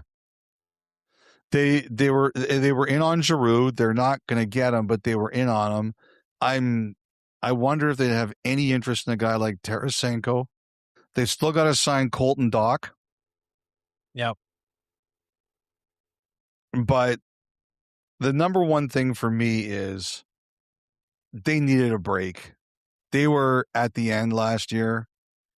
It's very clear reading. So we talked about this, about what happened in that meeting, and they basically admitted it, that Babcock challenged them and said, you guys are as much the problem. And I thought, reading McDavid's quotes to Mark Spector, this team was really off the rails at the end of last year. They were really off the rails. And I think it's going to be a really fascinating dynamic, because if they want to be challenged, they got a guy who's not going to be afraid to challenge them. And, when it's a power play in the third period and Babcock sends out the second unit, I think we're all going to watch and say, how's this all going to go? Because that's why he's there. Exactly. What they asked for. I do like how there's been a few instances now where something major happens in Edmonton, and I'm always curious for the Mark Spector conversation with Connor McDavid and reading that in the aftermath, somewhere shortly thereafter. It's always marquee reading. It's good. It's very good. Very good. Very good. I'll say this about McDavid, man. He can have bite to him, but he doesn't back down. This whole thing with Babcock obviously had a lot to it and a lot of criticism to it, but McDavid didn't back down. He stood by what he believed was right to win. I thought that was very interesting. The easy thing to do was to back down. He ain't about that. And it's all about winning now in Edmonton right now. Speaking of winning, Florida Panthers trying to get back to that. The cat attack is back, Jack. They make the Tkachuk trade. Gudas is back. 6 times 1.25. When I saw that, I started laughing. Yeah. By the way, Edmonton is also a team with a bit of a lower cap, 103.75, and Florida is at 103.85. So Bill Zito on July 1st, he's listing off all the different transactions that they did that day. And he gets to the end and he goes, I think that's it. He wasn't even sure of himself. It was a busy couple of days for the Panthers. He was probably thinking about fishing the whole day. Yeah, whole day. Sooner I can get this done, the faster I can go fishing. He loves to fish. And a great spot to do it. So they remake their goaltending. We mentioned Markstrom, Akira Schmid as well. Garnet Hathaway, isn't he going to fit there like a glove? Oh, God. But 1 year breather, captain's healthy again, and now they get back to regularly scheduled programming in Sunrise, it feels like. Well, one of the biggest keys there is going to be their goalie coach, Rob Tallis. And Rob Tallis was there in the organization when they had Jacob Markstrom all those years ago. And I remember as Markstrom, remember the Hockey News had him on the cover as the best prospect outside the NHL. And Tallis was a huge believer and a huge fan. And even when Markstrom got traded for Roberto Luongo, he said that guy is going to be a star. And he always believed in him. Well, so now, after a really rough year in New Jersey, Markstrom's back, and Rob Tallis is still there. He is still the goalie coach, and that is not a coincidence. And Tallis, who they clearly believe in because he did a great job with Bobrovsky, is now going to be trusted to do the same thing with Markstrom. And how he does is going to be a big part of their success. And, Florida defends really well. They have a great blue line. They have Forsling, who's one of the best defensemen in the league. But they have a tremendous blue line. Seth Jones, you don't need me to rename all these guys. But they'll be tighter than New Jersey was last year. I don't count out Markstrom. I know he had a rough year last year. I don't, but he's kind of had a weird thing where he says on year, off year, on year, off year. So this should be a great year. If he can be what he can be, this team is going to be trouble. I think Zito also said he likes his team. Yeah, I would too.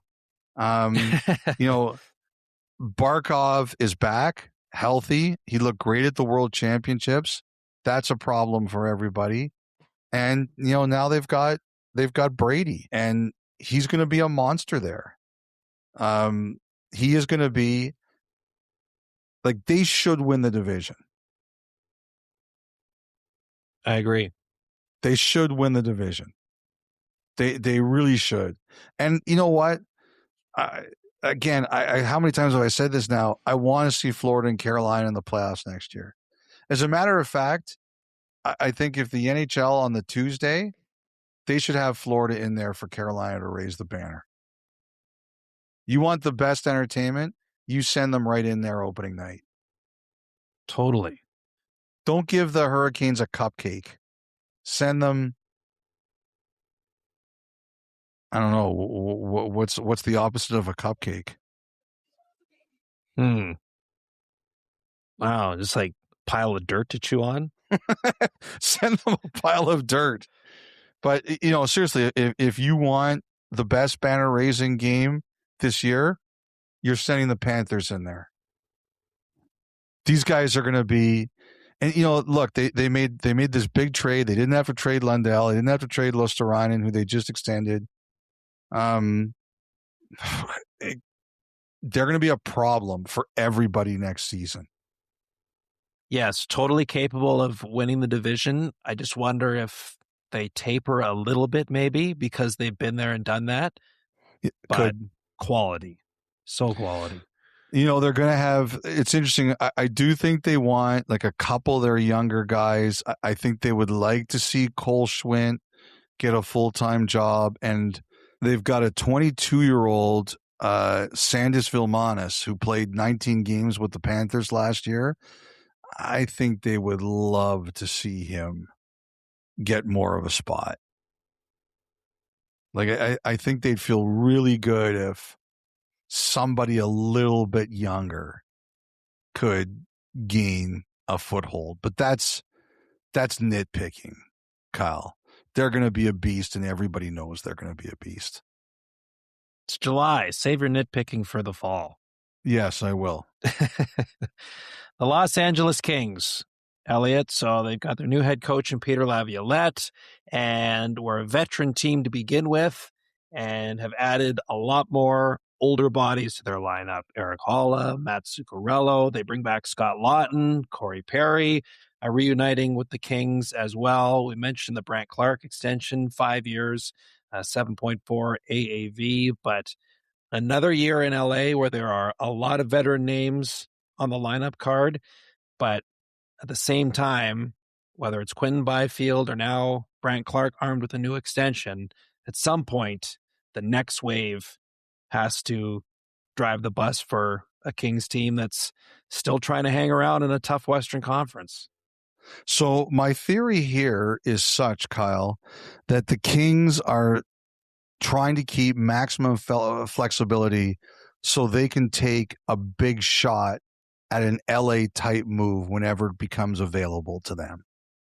That some super stud, it's like the Lakers. You go from Kareem Abdul-Jabbar. They drafted Magic Johnson, but they traded for Abdul-Jabbar. They traded for Shaquille O'Neal. They traded for Kobe Bryant. Actually, they didn't even draft him, but they traded for him. Spent his whole career there. They brought in LeBron James. The Kings, obviously, Wayne Gretzky. They were the ones that traded for him. Like, they've got those LA kind of moves, right? Like, to me, Ken Holland this year, I don't see one of those moves. So I'm going to plug in the gaps and look at all the contracts that are coming off. Armia, Perry, Zuccarello, Drew Doughty after next year, both goalies, Kemper and Forsberg.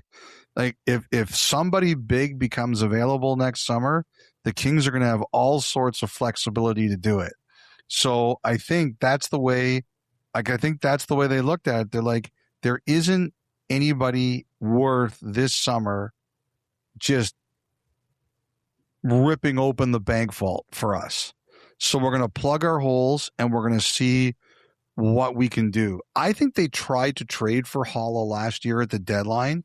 I heard there was actually a deal where Holla was going to the Kings, but he had some sort of injury, so the trade didn't happen. They've talked about Kempe at center. We'll see if that actually happens. Doughty will be a fascinating one all year long. The more I think about it, the more that is to me, Drew, we're going to want you back, but we got to make it all work. And I think that's why they've kind of punted that, just to see how it would all fit together. We'll see. But the one thing is, Byfield, in his career, he's been 55, 54, and 49 points. He's got to get to closer to 70. He's got to be closer to a point a game. The Kings fans, they've been screaming for Clark to get a bigger role. Well, you know what's going to happen now? He's making 7.4. He's going to get a bigger role.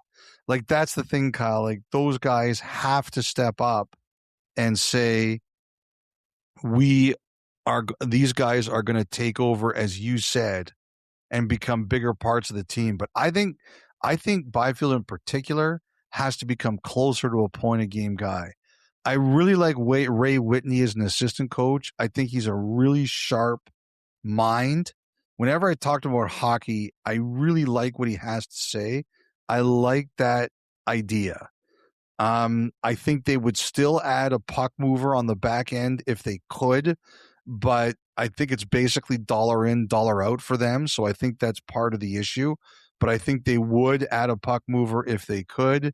And their special teams last year, I think they were 28th on the penalty kill and 30th on the power play. That has to be different. Can't win in this league like that. But to me, it's like the Kings, they got Panarin. They were happy to spend money on Panarin, and why not? But I think other than that, they were looking at it like, is there anybody else worth throwing a ton of money at here? No. So we'll plug our holes and we'll wait till someone who does. All right, the Minnesota Wild. So they beat one of two bosses in their own division in the playoffs last year, getting through Dallas, but back to the drawing board for them. I mean, they've done a couple of things here, Elliotte, but you can't help but look for a guy in Bill Guerin, fresh off GM of the Year honors, a guy who likes to make a lot of noise. It's been relatively quiet. Of course, there's the Quinn Hughes conversation, but is this guy still turning over every rock possible to see if he can land the Red Wings captain? So, you know what? Like, obviously, he's not going to talk about this stuff. Like, Yzerman, man, like, even a fearless guy like Bill Guerin, he's not going to cross Steve Yzerman. So, he's not going to talk about that. But, do I believe that he, when he said, I make my best offer, like he did with Quinn Hughes in Vancouver, yeah, I think he's done that. I think he's probably gone to Yzerman and said, this is the best I can do. And obviously, I think that it's probably more futures oriented because he doesn't want to make his team worse. And that's not what Yzerman's willing to do right now. So I don't think it's not his nature to give up until either the player's his or the player is somewhere else. I just, I could see Yzerman saying, hey, I'll deal you Larkin, but it's going to cost you someone like Eriksson Ek. And I can just see Guerin saying, I'm not doing that. I want Larkin and I want Eriksson Ek. So how do you navigate that? Right now, he can't. The guy who's interesting for me is Maxim Shabanov.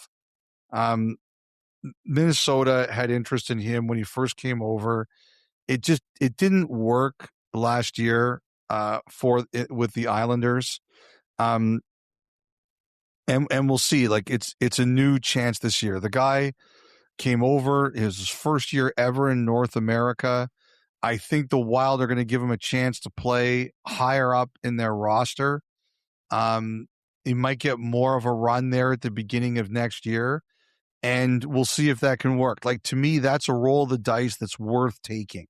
Why not give it a shot, see if your situation can be better than theirs? I had a coach who said something interesting to me about the Wild. I think some people were surprised that they would move Zuccarello when he played so well with Kaprizov. This coach said to me that sometimes when he watched them, it was almost like 2 on the ice versus 5. And he said he wasn't criticizing those two guys, but he said when they were out there, they were looking for each other so much and they were so in simpatico. It was almost like the other 3 guys on the ice for Minnesota were not involved.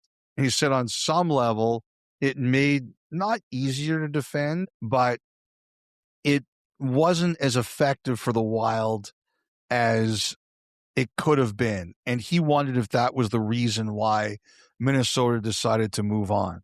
Like Yurov, got to take another step. I think they like him a lot as a player. Another guy, young Russian, first year in North America, a lot of stuff can happen. That's a guy who might end up getting traded for another center, but as long as he's there, you hope he can take another step. And I do think the Wild like the player. The easiest way to solve your problem is internal. And look, everybody knows they like Larkin. I'm just not sure if they're going to be able to make the deal. Okay, what about and I root for any team that's got Calvin Pickard.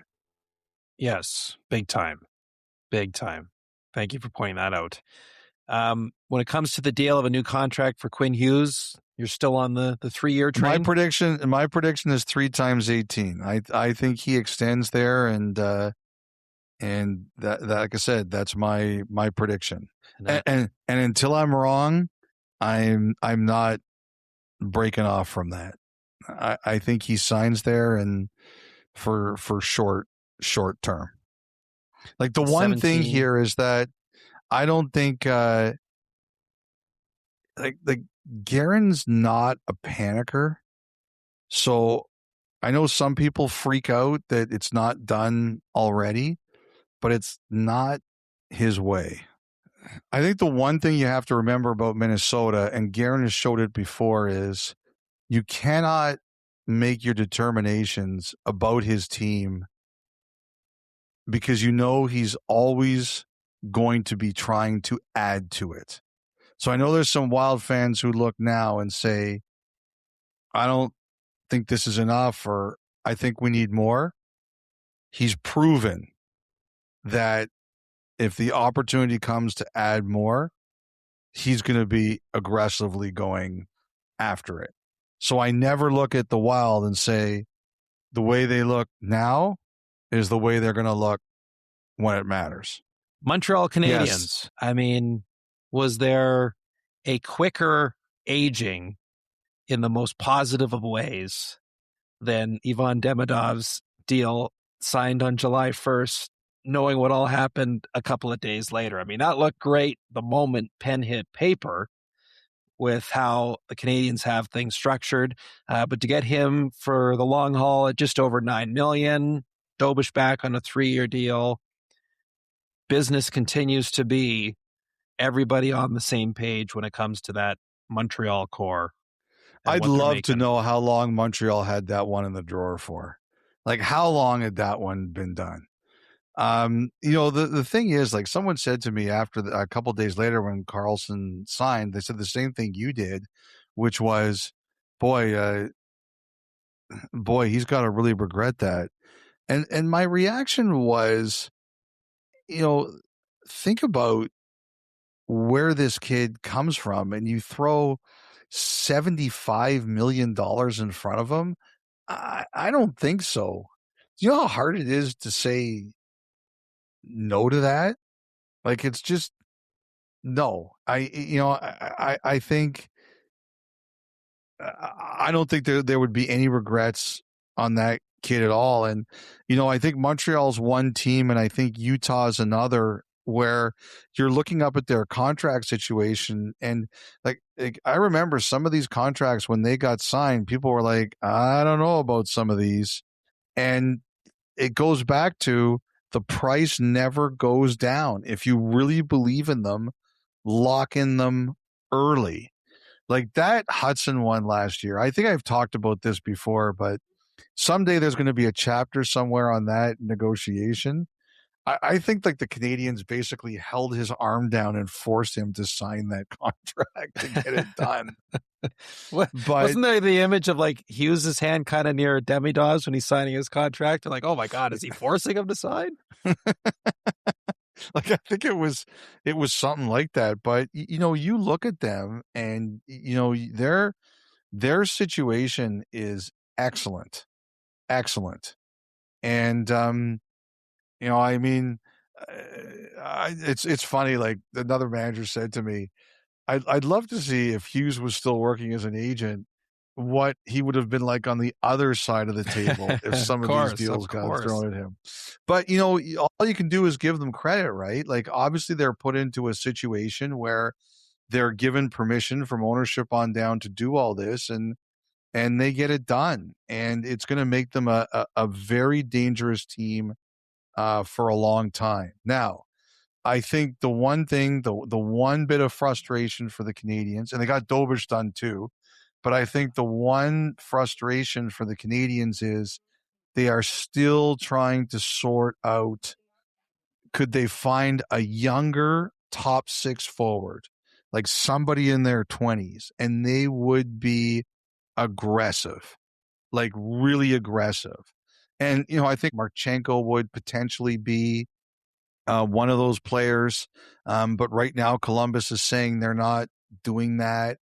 I think they've made a lot of calls, and like I heard they called people that weren't even obvious and said, is this player available? And so I think when I hear that they would be aggressive going after another younger forward, they absolutely would. I think that I don't think we've heard the last of them. Now, I, you know, it's interesting. Like there were some reports out there that they made a big offer to Columbus. There was definitely an offer made. I think beauty is in the eye of the beholder there, Kyle, but they definitely tried. But right now that's not available. And I think they called around to just about every team looking at centers that might or might not be available and said, hey, like, would you move this guy? Is this somebody who interests you in moving? And, to this point, they haven't been successful. But again, doesn't mean they're going to stop trying. That was the one thing for Montreal, just in making my notes here for this, is that I felt they look like a team, and Kent Hughes looks like a guy that he's got another card up his sleeve somewhere. And maybe it's just, as you say, finding the right trade partner that says yes. But they don't look like a team that's done trying here this summer to do something of real significance. I think too. I look at them next year. Bolduc, I think is a player that they're hoping has more to give. And for me, the other guy I would be working a lot with this year is Kapanen. He had a 20-goal season. Most of his assists came from Demidov, and then he had a really tough playoff. But he's still young. You don't throw the baby out with the bathwater. Centers are hard to find. I would be. See, it wouldn't surprise me. I'll say this, Kyle. It wouldn't surprise me if in some of these attempts to get somebody, if Kapanen could, please don't go crazy with this, could potentially be part of the package because he had such a good regular season last year. But let's just say he is back on your roster at the start of next season. He's a player that I would say, all right, it didn't end great, but there's still a player there. Someone else told me, they thought might be really a good fit in Montreal. And I have no idea if it's even possible. One of those two Pittsburgh wingers, Rust or Raquel. They were like, and I think those guys would have to approve, but he looked at Montreal and he said, I thought with another score, like one of those two guys, they might look pretty good. Yeah, I still think of when they got knocked out by Carolina, and Mike Matheson after that game was saying, as great as the run that they had and how far they got, it was a real eye opener of how far off they still are with how Carolina handled them.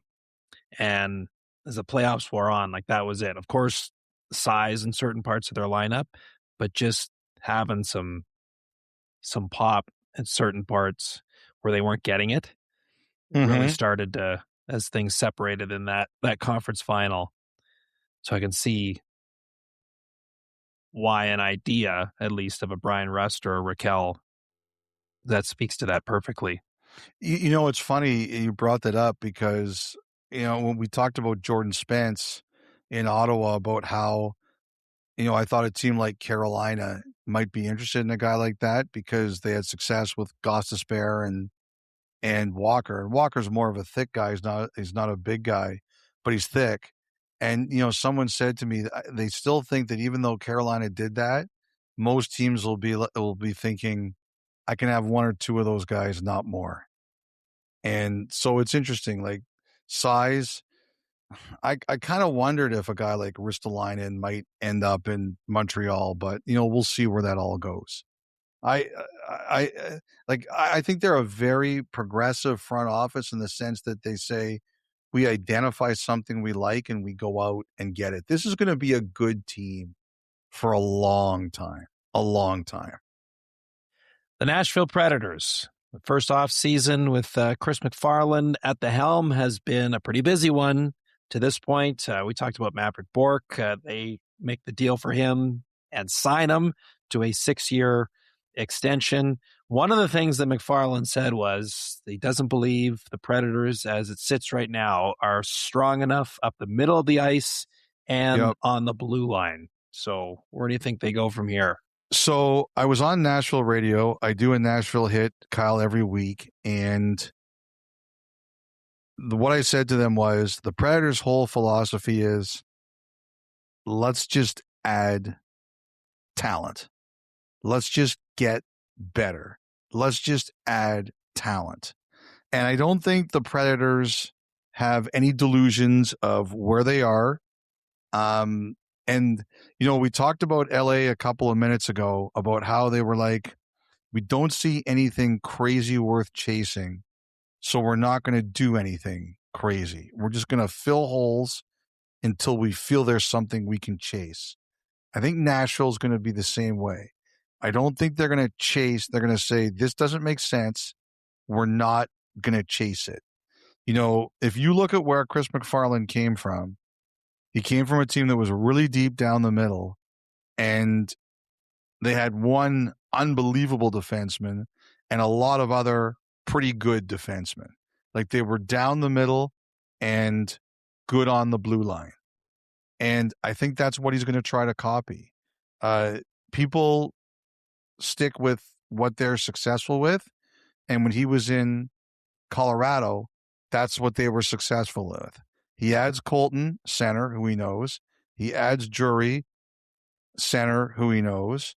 And I think he's going to try to add some skill on the blue line too to help Josi. But they're not going to do crazy chasing. They're right now more solid down the middle and then add some skill on the blue line. And, the other thing I think, there were a lot of rumors about their veterans last year, O'Reilly, Stamkos, and I think they've gotten some calls on them. And I think they've probably even gotten some calls on Josi. I think some teams have checked in. But the thing I've heard about these guys is we don't want trade rumors around these guys all year. We're going to treat them with respect. And I think they've had a real point about that, is they just don't want the noise. And MacFarland is the master of saying almost nothing. So, look, I expect all those guys to start. So I don't know if I expect any big bombshells out of there. But what I do expect is they're going to sit there and say, how can we add skill? How can we add skill at center? How can we add skill on the blue line to help out Josi? And we'll just keep on doing that until we think we're in position to take some big swings. All right, so 16 teams down, 16 still to go, and we need a breather. So why don't we take our first break? We'll come back with the last edition of the Thought Line of the year, and then get to the back half of our tour through all 32 around the NHL. 32 Thoughts, the podcast, continues after this.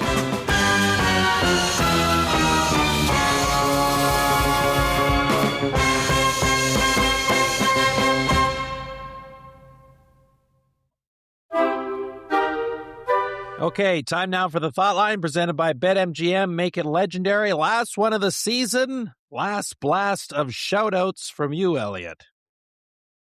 Yeah, I got a couple, I have to say. So first of all, Kyle, when at the Stanley Cup final and the draft, by the way, I saw you get carded 3 times. Well, something happened to me this week that I think you would have really loved. So my brother-in-law, John, his birthday this week, and he is a big golfer. And I went to his, he plays a lot right near his home at Don Valley, which is a great municipal golf course in North York of Toronto. And I went to go buy him a few free rounds. And the gentleman who was working in the pro shop, his name was Mackenzie. He was great. He helped me out. He helped me put the money right on the account. And he looks at me and he goes, since he's your brother-in-law, would he also qualify for the senior rate? Ah, excellent. Excellent. I knew you would love that. I knew you would love that. I looked the at him and beard's starting said, to come in a little bit.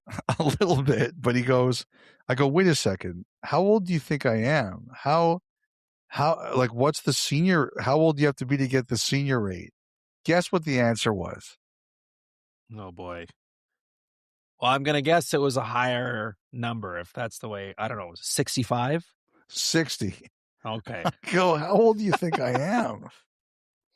And John would be even more insulted because he's like 10 years younger than me. Anyway, Mackenzie, you're a good guy, and thanks for giving the pod some entertainment, because I was laughing at Kyle as he got carded in both Vegas and at the bar in Buffalo. And so I knew he would love it if he got told I got to ask for the senior rate. Well. How the turntables have turntabled. Okay, and I got to read one more. So this is from a listener named Susan Knack in Elgin, Illinois. To the 32 Thoughts team, for the greatest podcast out there. Thanks for, which is true. No lies told. Thanks for all your hours and efforts.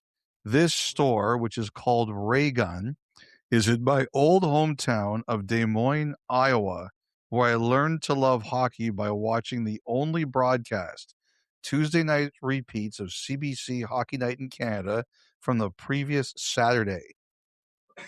And it ran on the local PBS channel mid to late 1970s. Thanks, guys. Susan Knack, Elgin, Illinois, a big Leafs fan. So she had shirts made up for all three of us. A T-shirt in gray, which is I'm going to show you guys right now, says, "It was my understanding there would be no math." Oh, wow. Are you serious? Yeah. That's outstanding. And she made those and she sent them to all three of us. Now, here's the funny thing. Two of them, and I always say, everybody knows the camera adds 10 pounds, right, Kyle? Mm-hmm. There must be a lot of cameras on us. Oh, because two of them are double XL and one of them is triple XL. And I assume the triple XL is for Dom after hearing the pizza story from last podcast. She had the double in the shopping cart. She's like, oh, you know what? Better make a change. One more X, please. But thank you very much, Susan. Those are fantastic. And we will wear them happily.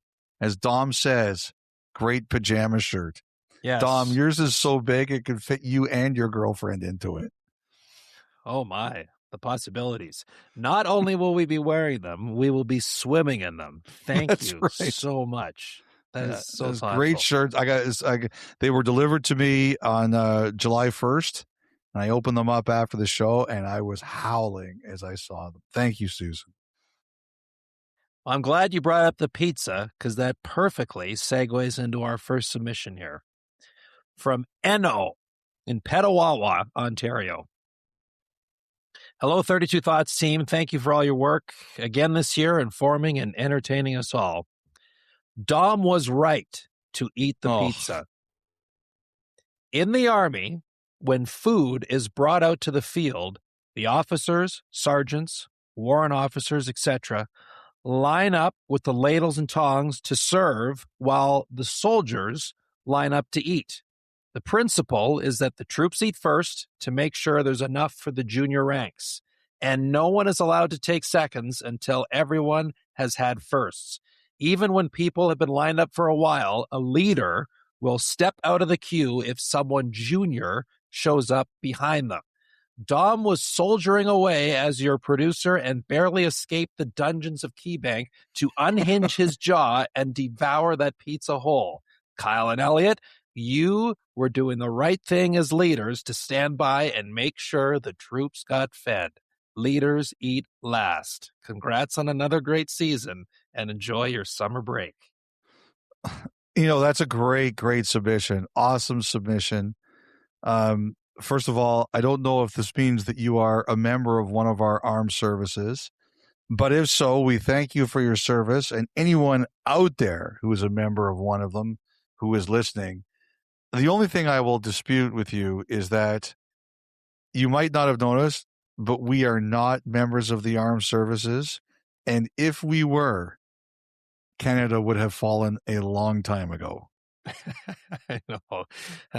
We would not be in a position of leadership there. We would be eating first. That's right. Like we'd be right at the front of the line. Yes. Yeah. Be like, oh boy, we feel bad for these guys. Get them fed. That's awesome. Thank you for that. That's a great submission. Eno. Okay, Charlie from the hometown of newly drafted defenseman Ryan Lynn, Richmond, Nice. BC. Yep.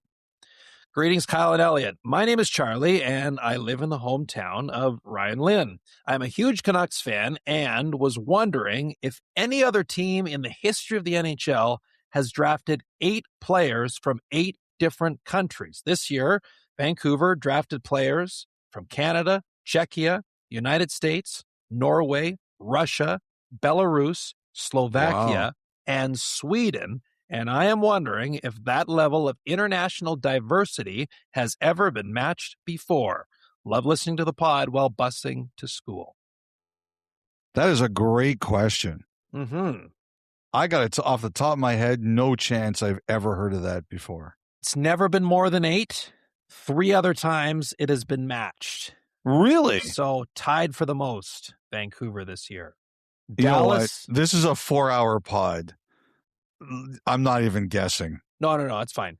I was expected to. Dallas and Columbus in 2002 and Nashville the next year in 2003. 8 countries represented in their draft class. That is first of all, also congratulations on you for noticing. Mm-hmm. Well, he said he's a huge Canucks fan, and he has proven it. By the way, so one thing I was thinking about, so the NHL draft, as you know, is 7 rounds. The NBA draft used to be 7 rounds. And then in the 1987 NBA draft, the Atlanta Hawks, in the first round, they took a player from DePaul, which is in Chicago. They took a player from Wagner College, which is in New York State. And then they took a player from Alabama, also in the second round. And then they made a mockery of the rest of it. In the third round, they took a player from China. In the fourth round, they took a player from Greece. In the fifth round, they took a player from Spain. In the sixth round, they took a player from Italy. And in the seventh round, they took a player from, which at that time was Yugoslavia, but is now Bosnia and Herzegovina. And they just said, like, we only have 12 to 15 players on our roster. Why are we doing this? And the next year, the draft was only 3 rounds, and now it's only 2. So that's what's kickstarted things. That's what ended the 7-round NBA draft. Wow. I always remember that one. All right. Great stuff, Charlie. Great stuff, Charlie. Yeah. Excellent. Gavin. Hello, 32 Thoughts team and Stank.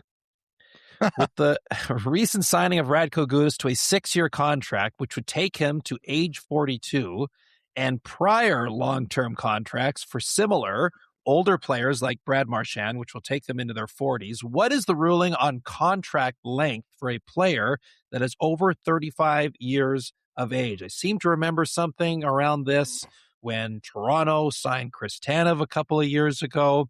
Is there a written rule about this, or is it more unspoken? Also, what is the benefit for the player to take a contract structured this way? For team, I understand it stretches out the cap hit, make the AAV lower, but why would a player accept it? Well, to answer the second part easier, Radko Gudas wanted to be a Florida Panther, and the only way that he was going to be able to get there was to do a contract like this. So that's why he did it. He was happy enough to go there and wanted to go there, and this was the way it was going to work. there are no rules. Like there's nothing that says that they can't do this. There's no rule that says over 35 you can only sign a guy to a 1-year contract or a 2-year contract. In theory, the NHL could void the contract, but the only time they've ever really voided contracts is when the money doesn't work, or they think it's like they voided the 17-year one on Ilya Kovalchuk. So obviously, if somebody tried to sign someone to a 17-year contract, I mean, you can't even do that anymore. But that was one they voided, and they voided other contracts that, for whatever reason, didn't clear salary cap rules. Like the variances in between years didn't work, or like, for example, like this offer sheet they gave Leo Carlsson starting September 15th. You can't do that structure of an offer sheet anymore. Like right now, this one is 95% signing bonuses. Starting September 15th, it can only be a maximum of 60. So those are the only reasons contracts get voided, and they have to be rewritten. That Tanev thing, I remember at the time someone said, "Oh, the league's going to fight this." I remember asking, and I was like, and people said to me, like, "They're not going to do anything about this. Like, why are you wasting our time with these questions?" So I have no idea where that whole thing came from. I remember when Tanev signed that deal, I remember someone said to me, there's a report that they're going to void this. And I was like, what? And I was basically told, don't bother us with this kind of stuff. So I don't know what the line is. Gudas could only sign a maximum 7-year deal. He got 6, and basically what's going to happen, he's going to finish it out, or he's going to go to a point where he's too injured to play, and Florida will just pay him his cash. Up next, Bill, a passionate Wild fan from Minnesota. Could it be Guerin? I doubt it. Oh, okay. Hello, gents. He can barely tolerate talking to me. I can't imagine he'd write to me. Yeah, well, maybe this is his preferred avenue of communication now. Longtime listener, first-time writer, wondering if you can help me understand the RFA designation of players who are not tendered a contract. For example, Minnesota did not tender Bobby Brink a qualifying offer, essentially making him an unrestricted free agent, after which they did negotiate a deal at a lower number. I was surprised to learn that after this new contract expires, he will still retain RFA status. That seems weird. If the team decided not to tender him at the offer, but they re-signed him, why wouldn't he transition to an unrestricted free agent after the deal is up? Thanks for the information and hours of content to pass the day away. It's a really good question, Bill. And here, I really hope this isn't Bill Guerin, because he should know the answer to this question. It's a really good question, Bill, and here's the reason. It's determined by your agent experience when your contract ends. So in this particular case, they didn't qualify him, so that makes him a UFA. But they give him a new contract, and when it's up, he's still not eligible to be an unrestricted free agent based on age and experience. So because he hasn't hit that threshold, he's still technically a restricted free agent then. Now, if he finishes this contract and again they don't qualify him, he'll become a UFA. But because when it ends, he's still not old enough or experienced enough to become a UFA, he can't be one. This is not the first time that kind of thing has happened before. There have been situations before where players were not qualified and signed a 1-year deal, and then were still restricted. It all depends on what age or experience level you have once your contract expires. And to be an unrestricted free agent, in most cases, it's 7 years in the league or you're 27 years old. There are some other exceptions, but those are the key ones. Good stuff. So, Elliotte, as you know, normally throughout the year, we like to wrap up the thought line with trivia. However, in lieu of that, this episode, final one of the year, I wanted to instead shout out the names of Daniel Santos, Joshua Lassard, Richard Choi, Brandon Pollock, Andrew Conti, Tristan Trumpor, Dave Warland, and of course, the great Steve Fallon. Those are the names. Great call, Kyle. Great call. Those are the names behind the magic that is Sportsnet stats that find answers to all the quirky questions, the brilliant trivia you come up with each and every week for us. If not for them, we would have no chance getting to the bottom of it. Elliotte may every once in a while backwards fall into the right answer, but when it came to finding certainty, we go to them. So thank you to that team for all the assistance they give us all season. That's a great call. They deserve it. Good on you. All right, so that'll wrap up the Thought Line one final time this year, presented by BetMGM. Make it legendary. We'll take another break and go through the remaining 16 teams in the NHL. More 32 Thoughts after the break.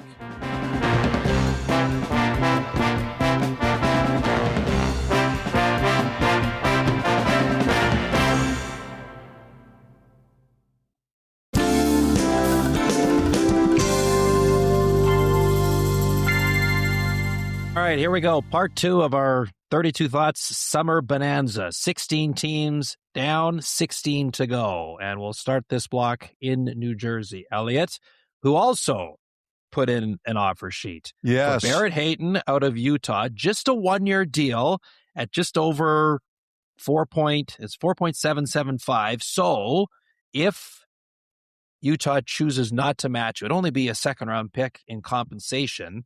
On the surface, you look at that and think, well, what was the point of that for New Jersey? What an easy match that would be for Utah. But it does put the Mammoth in a bit of a bind here. So can you explain all the inner workings and what Sonny Mehta and his team was up to? So there's apparently a backstory here. So New Jersey had interest in Hayton. And I think the marriage between Hayton and the Mammoth has been slowly eroding. And you know what? There's a lot of players there that fit in Utah and they're doing pretty well. Not everybody fits. It happens sometime. And I guess the negotiation between Hayton and the Mammoth hadn't been going really well either. He was arbitration eligible, and it just, the two sides were far apart. It wasn't going anywhere. So at the draft, the two sides talked trade, and it didn't happen. And the two sides haven't commented on this, but the Devils feel it was late. They felt there was a verbal agreement and it should have been done, and it didn't happen. And so in a fit of pique,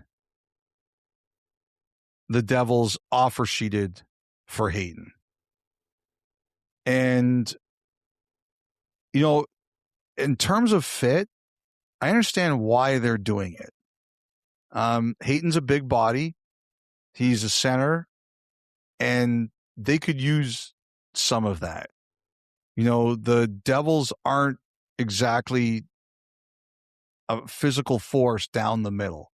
They have talented players, but they could use some beef there. And I totally understand why they're going after this player, and I totally understand why they want this player. I think what we've learned here is that if you're a mechanic and you give Sonny Mehta an estimate and you do the work and you go over that estimate, he's going to offer sheet your business. How much for labor? Offer sheet. Offer sheet. So that's the story behind this thing. You know, obviously nobody's commented about it publicly, but that was the genesis of all this. You know, New Jersey really wants the player. It's pretty clear, and we'll talk more about the effect on Utah's when we talk about their team. And I think the Devils would still love to add some forwards, but have to wait on the outcome of this to see where it goes. You I'll tell you this. There was another interesting one the Devils did. His name is Amadeus Lombardi. And this one got flagged for me. So Amadeus Lombardi had he's a young guy. He just turned 23, and he played the last 3 years in Grand Rapids in the American Hockey League, and he was basically a point-a-game player the last 2 years. He had 40 points in 44 games 2 years ago, and he had 42 in 47 this year. And I don't know exactly what happened. I heard this from someone else, but I guess there was a bit of a battle between him and, like, sometimes I'm fascinated about AHL contracts where I guess there was a battle between Detroit and him over his next AHL deal, and the Red Wings traded him to New Jersey. He got traded from a 4th rounder. And, I'm always interested when a guy like Sonny Meta takes trades for a player like this. And then he kind of mentioned, I noticed he mentioned him in his post-draft Zoom or his post-free agency Zoom with the media. And so that says to me that whatever models Meta is using, or their pro scouts who are watching him, one or the other said, this is a guy worth gambling on. He's not a big guy. He played his junior hockey in Flint, but he's a point per game guy in the American Hockey League. And I had a couple of people say to me, it's going to be interesting to see, is there something there that New Jersey found here? Did they catch lightning in a bottle with this player? Other than that, Heischer extension, that's a big W for them. Very big W for them. And again, 11.7, he'd signed it for 2 days when the contract already looked better. Mm-hmm. But Evan Rodriguez, I like him for them. Like, I think they need, they need a bit of snarl. They really do need a bit of snarl there. Rodriguez, I think, is a good pickup for them. And I think the other thing that was really interesting was I didn't think there would be a lot of ways that we would see Dougie Hamilton in New Jersey this year, but it sure looks like we will. And I'm curious to see if the change that they seem to have towards him really helps him as a player and them as a team. Goaltending will be a fascinating one with Meta, because they've got Allen, Nico Daws, who we really talked up, and David Riddick. I'll tell you this: when they traded Markstrom, a lot of people started linking them to Hellebuck. I have to say this: people who know Sonny Meta better than I do say they can't see him doing that. That he is very careful when it comes to contracts for goalies. And I'm curious to see, I want to see how his philosophy develops over the years. But Allen, 35 years old, I hope Jake's riding the bike this offseason, because they're going to need him to play a few games. Yes. Well, he's proven in the past he can still, in his later years, be a very, very effective guy in a whole host of ways beyond just making saves. It's funny, I was going back through this, Elliotte. We kind of joked it a couple times how long this season has felt. And I was thinking about, the whole Jack Hughes hand injury. Yep. That really set things in a bad way for the Devils. And I was like, yeah, that was 2 years ago, right? And I go back, I go, no, that was this past year that happened, but it felt like that was 2 seasons ago. This is incredible. But I just more so just the point for the Devils is that, I think in a lot of ways they should feel that there's still a good team there. Yep. Just can't lose your way for an extended period like they've done. I don't disagree with you there. I think they're going to be there's a lot of skill there.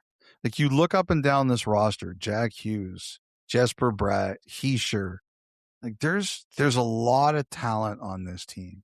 Like Hayton, to me, I can see why they targeted him. He's the perfect kind of player they need. I think Rodriguez is perfect for them. I think what they just need to do is you have to be in this league. In the regular season, you can kind of get away with it for a while, but to be really successful, you have to be hard to play against. I don't think there were enough games last year where they were hard to play against. All right, the New York Islanders. Full year of Pete DeBoer as head coach incoming, nearly got into the playoffs last year. They also need a new captain. Anders Lee departing. A lot of captains with new places now over this offseason for a variety of reasons. But it feels like for Matthew Darche, similar to Kekalainen in Buffalo, where sure, they're looking at what a big swing would take. They don't want to move off whether it's prospects or just young players in their system, because it's taken a bit, at least for the Islanders, to replenish that. See, I look at the Islanders, and I know some of their fans were like, do more, do more, do more. I think what it is right now is New York is in a position where they are starting to turn over their team. And, sometimes you hear, and Montreal talked about this a couple of years ago, we don't want to block guys, right? Like, I think that, they brought in Braden. He's only got 2 more years. I think if Lee wanted 1 or 2, he might still be there. I just think they weren't going to 3 like Utah did. With Pajot, he's a center. I think they were willing to be a little different there because Pajot's a center. I think they felt they had to bend there a little bit. But other than that, you can start to see like Cal Ritchie, he's going to have a bigger role there next year. All of a sudden, they've got a lot of young defensemen. And maybe they won't all be ready to play next year, but they're coming. They're not far away. Like Isaiah George, it's going to be interesting to see what they do there because that guy's ready to play, but they're really jammed up on his side, on the left side of the ice. But I think also, too, they want to be in a position in a year or two now when some of these guys like Yzerman, Finley, Eklund, Prokhorov, those guys are all forwards. But you look on defense, we mentioned George, Aitchison, all these young defensemen that they got. Gustafsson, who they just drafted. I think they've decided that none of these guys, when they're ready, are getting blocked. So if you look at the end of this year, look at all the guys who are coming up who are in the last year of their contracts. Defense, not so much. Those guys have a bit more term. But Casey Cizikas, great Islander, 35. He's in the last year of his deal. Kyle Palmieri, he's about to go into the last year of his deal. Palat, last year of his deal. I think they're really curious to see if Eklund, and that's Victor Eklund, forces his way into the NHL next season at some point. Maybe even not right away, but at some point he plays. Like he played a game at the end of the year. He got a point. He got an assist. But I think they want to give him a chance to prove that, and again, maybe it's not the start of the year, but it's during the year they want to play. So I understand why the Islanders fans are a little bit frustrated because doesn't look like it's there for them now. They're going to have to battle to make the playoffs. But I think they look at it like We're starting to turn our team over, and we don't want any of these guys blocked. The other thing I'll say about this is I think they did get calls on Horvat, and I think they did get calls on Barzal. But now Horvat's an 8.5, Barzal's 9.15. All of a sudden, those are great contracts. Horvat's 31, Barzal is 29. And they've both got 5 years left. You're not getting Bo Horvat at 5 times 8.5 anymore. You're not getting Barzal at 5 times 9+ right now. And I think they look at it like, if we lose these guys, those are going to open up huge holes to fill. And we're not getting guys at those numbers. So I think the way contracts are going makes it, someone can always blow you away with a great offer. But to me, I think it makes it less likely they're getting dealt. Those two guys got even. We just talked about how more valuable Larkin just became. I think these guys just became more valuable too. And I'm really curious to see the dynamic between Barzal and DeBoer and how that all looks, because, I was just looking at this, Elliotte. Barzal's first full year in the league had 85 points in 82 games. He's never bettered that. He's never topped his rookie year in terms of point total. Part of it's been injury related. Part of it's been shortened season, of course, all that. But we know there's still a very high-end player there. I agree with that. With the head coach, how does that go? Well, he's going to push him. He'll push everybody. There's no question. But, I think the thing, too, is Barzal has proven he's deeply appreciative of that team. Mm-hmm. Deeply appreciative. And I think he'll do whatever it takes to win there. The other thing, too, now, Schaefer, and he has changed. We talked about this briefly. The way that those young draft picks looked at him while he was interviewing him, he has single-handedly changed the franchise, right? Mm-hmm. And players are going to want to play with him. He's only going to get better. What do you think what do you think he's going to sign for in a year? Ugh. Well, that's, how you talk about stealing the pens away, making sure that contract gets done a year out and not when all 3 years are gone by for him, right? I don't know. Scott Malkin, the owner there, who really is a good owner, he's going to have to give Schaefer property in the UK where he's based. Yes. That's just totally fine to do. No problem with that. Yeah. $5 million less AAV. But a castle overseas. But we'll give you a castle overseas. I would take it. Yeah. Real estate, always a good investment. But, the thing about that is, it's with Schaefer, I was thinking about this. It's not only about the numbers. He hit the jackpot in all the numbers. But it's the impact. Mm-hmm. We talked about, they could not keep up over the holiday season last year with the demand at their team store for Schaefer jerseys. It was out of control. Yeah. How that caught like wildfire. And that matters.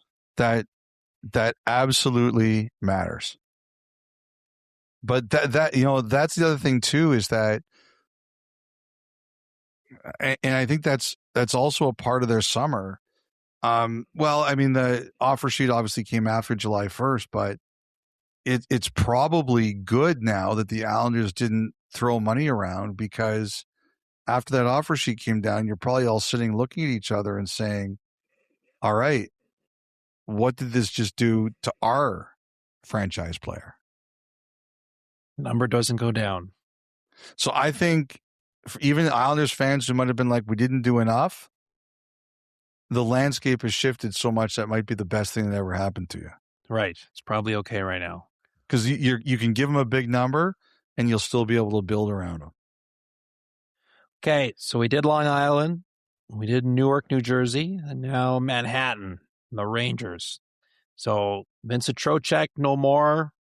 Nope. Package back with Sean Dursey, Cole Baudouin. Marcus Pettersson is now on the scene. And we mentioned draft night, the Dorofeev trade and 7-year extension that soon followed.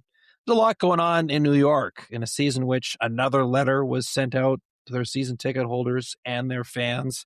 I just wonder, so Molly Walker had that story in the Post about how James Dolan, the owner, is handing over the transition now of handing over the day-to-day of the Rangers to his son, Quinton. Yep. And for all the talk of, again, the letter of, okay, we're going to have to reshape and rethink where we want to go here. Watching what the Knicks just did this spring in the NBA, is there not a part of that goes, okay, how quickly can we make that happen with the Rangers now as well? I think it's a bigger job, a much bigger job. But there was a time when the Knicks looked like it was an enormous job too. It's interesting. Like, I tried to find out a little bit about Quentin Dolan. First of all, I don't think in general we're going to notice a big difference in the day-to-day around the Rangers. But I'll tell you, I heard some pretty interesting things about Quentin Dolan. Like, apparently, I didn't realize, but he ran like the sports science for both the Knicks and the Rangers. So I thought that was pretty interesting. I still have to learn a lot more. The amount I know, like I read Molly's column, I made a couple of calls, but the Knicks this year, when it came to injuries, they had some guys who got hurt. Mitchell Robinson got hurt, I think, in the middle of the playoffs. Anunoby got hurt, and they were able to come back and still be factors at its base. That leads me to think that the part of the organization he was running ran smoothly. So, that's the first thing I think of when I think of that. But admittedly, I don't think that fans are going to notice a big change. It's not like, Jim Dolan wasn't really out there a lot and was kept pretty private. And then after the Knicks won that championship, they played that speech he gave to them before the playoffs, which was honestly quite fantastic. It is amazing how much he's probably never not changed at all. But now he's won a championship with the Knicks, he's seen so much more positively than he was beforehand. It's funny how that works, eh? Anyway, the Rangers, number one, I think teams asked Drury about Adam Fox, and I think he basically told them to get lost. I think I like their defense a lot more. Fox, Gavrikov, Dursey, Marcus Pettersson, and I assume Braden Schneider, who was going to arbitration and fouled on Sunday. That's a lot better a group. And whoever plays the sixth, that's a lot better of a group, I think. And I think they'll be better in front. That group will be better in front of Shesterkin. I was a little surprised that they did not keep Trocheck when they traded for Dorofeev.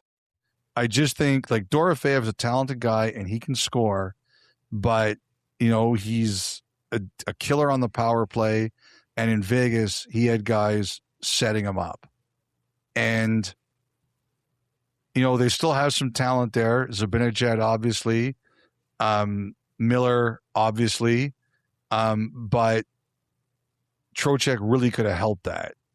And I actually heard that the Rangers thought about it, but I just think it was time.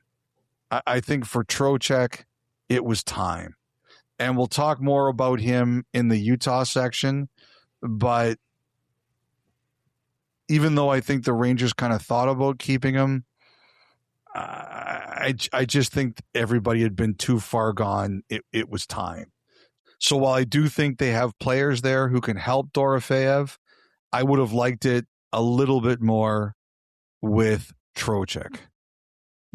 I think this too. Lafreniere, I think he's in a better place, and they're in a better place with him. I think there was a time last year where everybody was in a place where it wasn't going to work.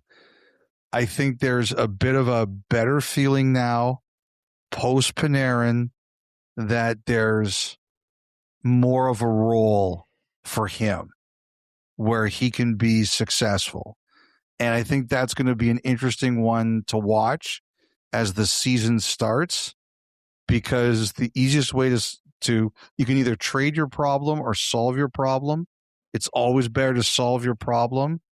And I think there's a bit of a chance here for a new lease on life for him with the team.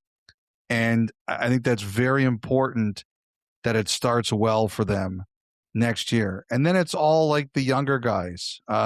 Laba started last year. He was a pleasant success for them. Continue going. Gabe Perreault, like those kinds of players. They have to keep going and keep making an impact. Honestly, I don't know what to expect from these guys next year. I think they should be better, but Trocheck is a big hole. I think if Lafreniere, if it's really going in the way that it's sounded like it was going at the end of last year, I think that would be massive for these guys.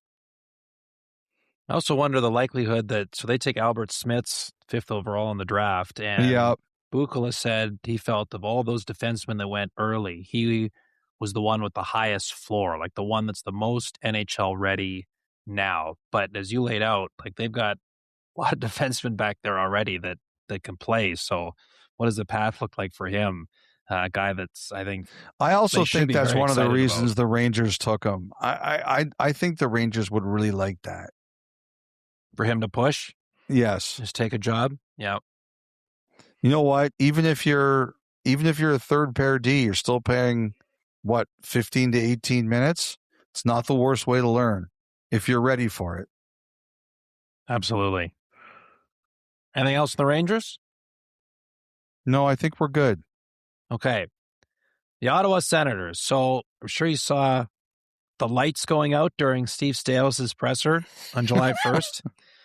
Did you see it was like 118 millimeters of rain in our nation's capital on Canada Day? I did not see that.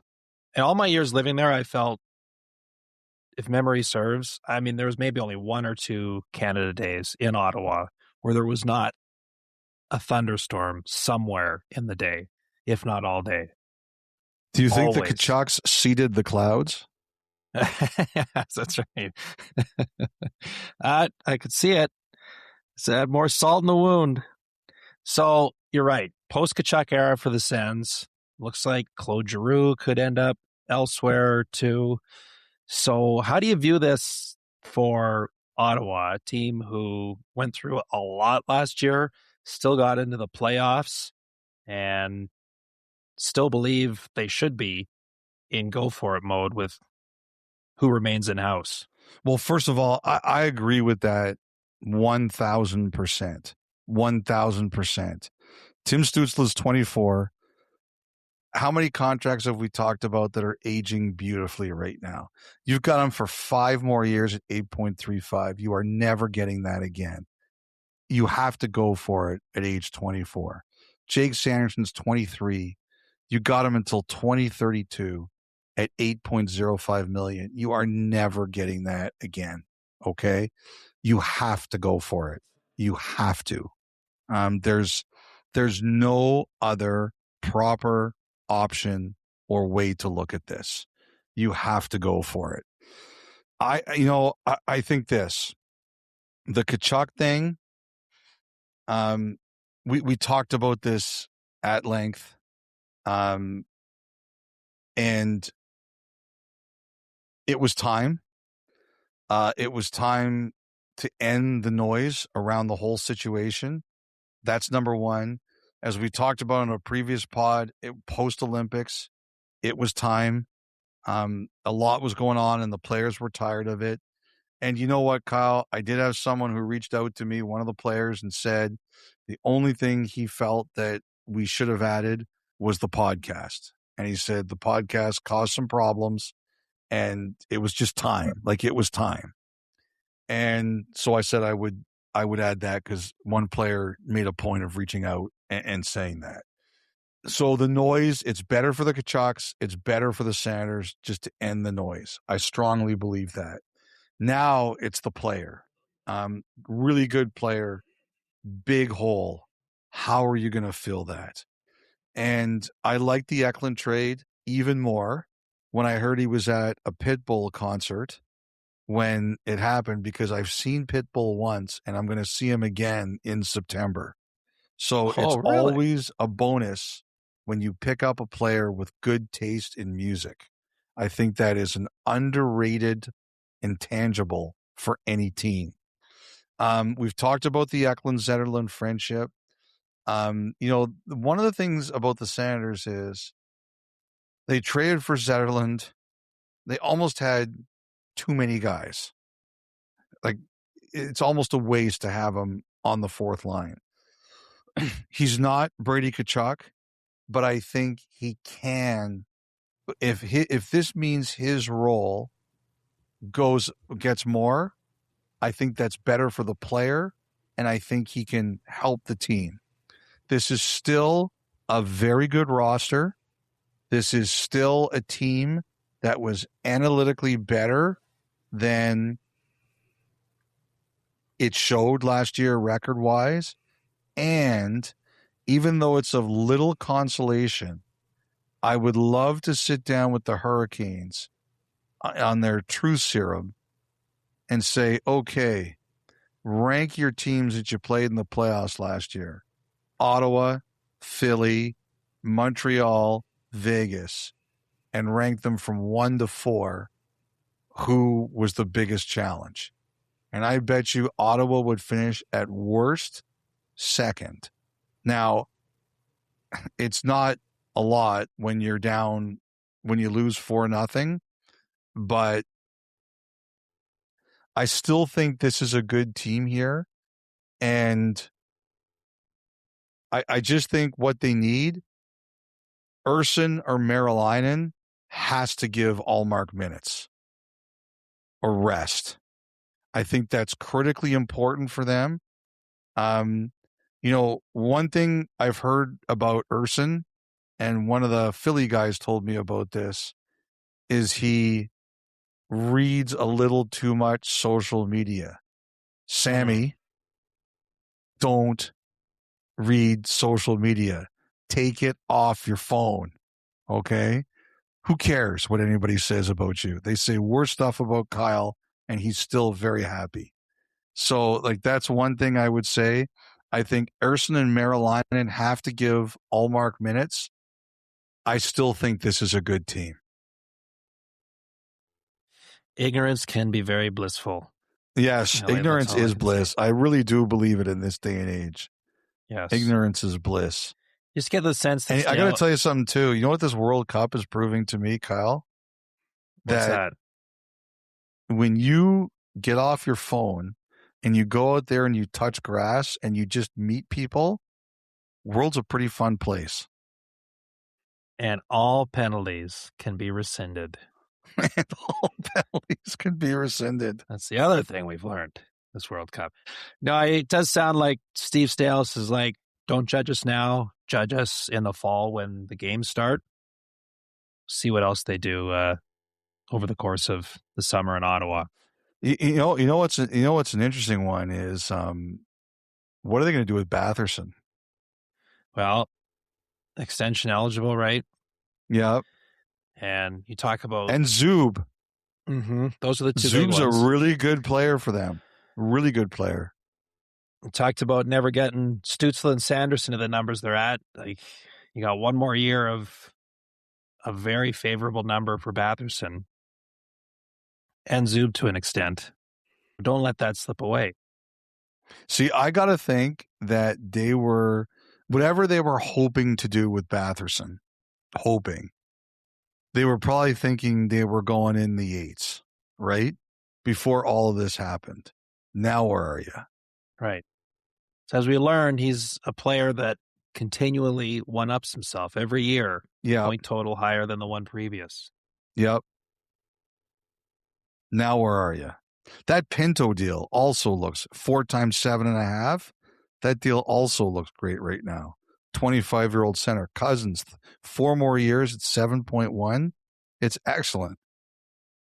All the more reason to do something that helps you right now. And you think, as the door shut on Giroux coming back there, or is there still a chance? So there were reports on Friday that he was going to Philadelphia. I couldn't confirm that. I did ask, like Edmonton was in there. Toronto was definitely in there. I think actually Toronto might have bid the most money. Another team that was in this thinks, and again, this person could be wrong. This was their impression. They think that Giroux is seeing if anybody can really change his mind.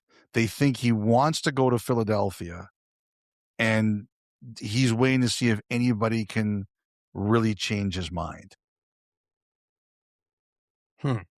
But I don't want that reported as fact, because that was just this guy's opinion and it could be wrong. But as that's a team that was in it, and that was his impression, that Giroux is trying to see if anybody can convince him not to go to Philly.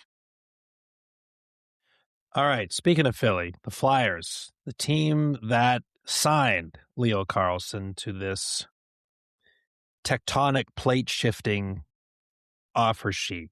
So where do they stand through all of this? Because they've also got Trevor Zegras to deal with and Jamie Drysdale as well.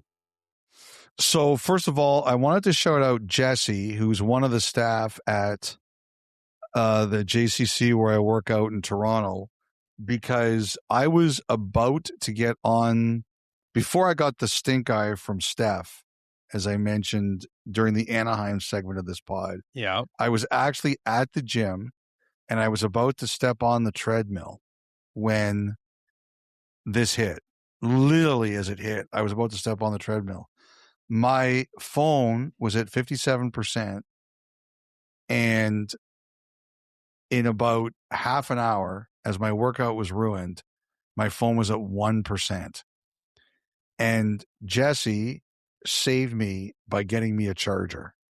So, Jesse, you are a lifesaver. Thank you very much for your help. She was fantastic. I wanted to shout her out. And I want to say this to Daniel Briere. I take pride now in keeping my waist at 34 inches. If I can't fit into a 34-inch pant at the start of next season because you blew up this one treadmill ride of mine, I am going to rip the Flyers from beginning of the year to end. So I want everybody to know that if I have an irrational hatred of the Flyers next season, it's because Danny Briere ruined my 35-minute treadmill on July 3rd. That's because you had to buy new pants. That's right. That's why. I no longer fit into a size 34. Do you know how much work this was to get from where I was, which I'm embarrassed to say, to 34? So I'm going to be really unhappy if this cost me my 34. I've watched you put in the work, man. I don't begrudge you at all for that. But you're telling me, so this all happens and what did you just stand in the gym? No, I moved out into a side area, but my next thing I noticed, my phone was down to like 1%. So I didn't bring my charger to the gym with me. Well, I stepped out of the room. Yeah. And also, you know what? Don't you hate those people who talk on the phone in gyms while other people are working out? Yes, that's fair. That's good common courtesy. Like I have done that before, but I really try not to. Yeah, because I just picture you when you get into your zone. What are you doing? You're pacing. So I thought, treadmill would be a perfect place to work. So you just keep walking. I don't like that. I don't like people who do that. People want to work out. They don't want to hear you on the phone. I don't know. You're a popular guy in your gym, though. By the way, I got to tell you something. I know we're going way off. Sorry, we'll get back to the Flyers in a second. Yeah. This is a great pod to just go on random tangents on, by the way. So there's a nice short pod. There's plenty of time to listen.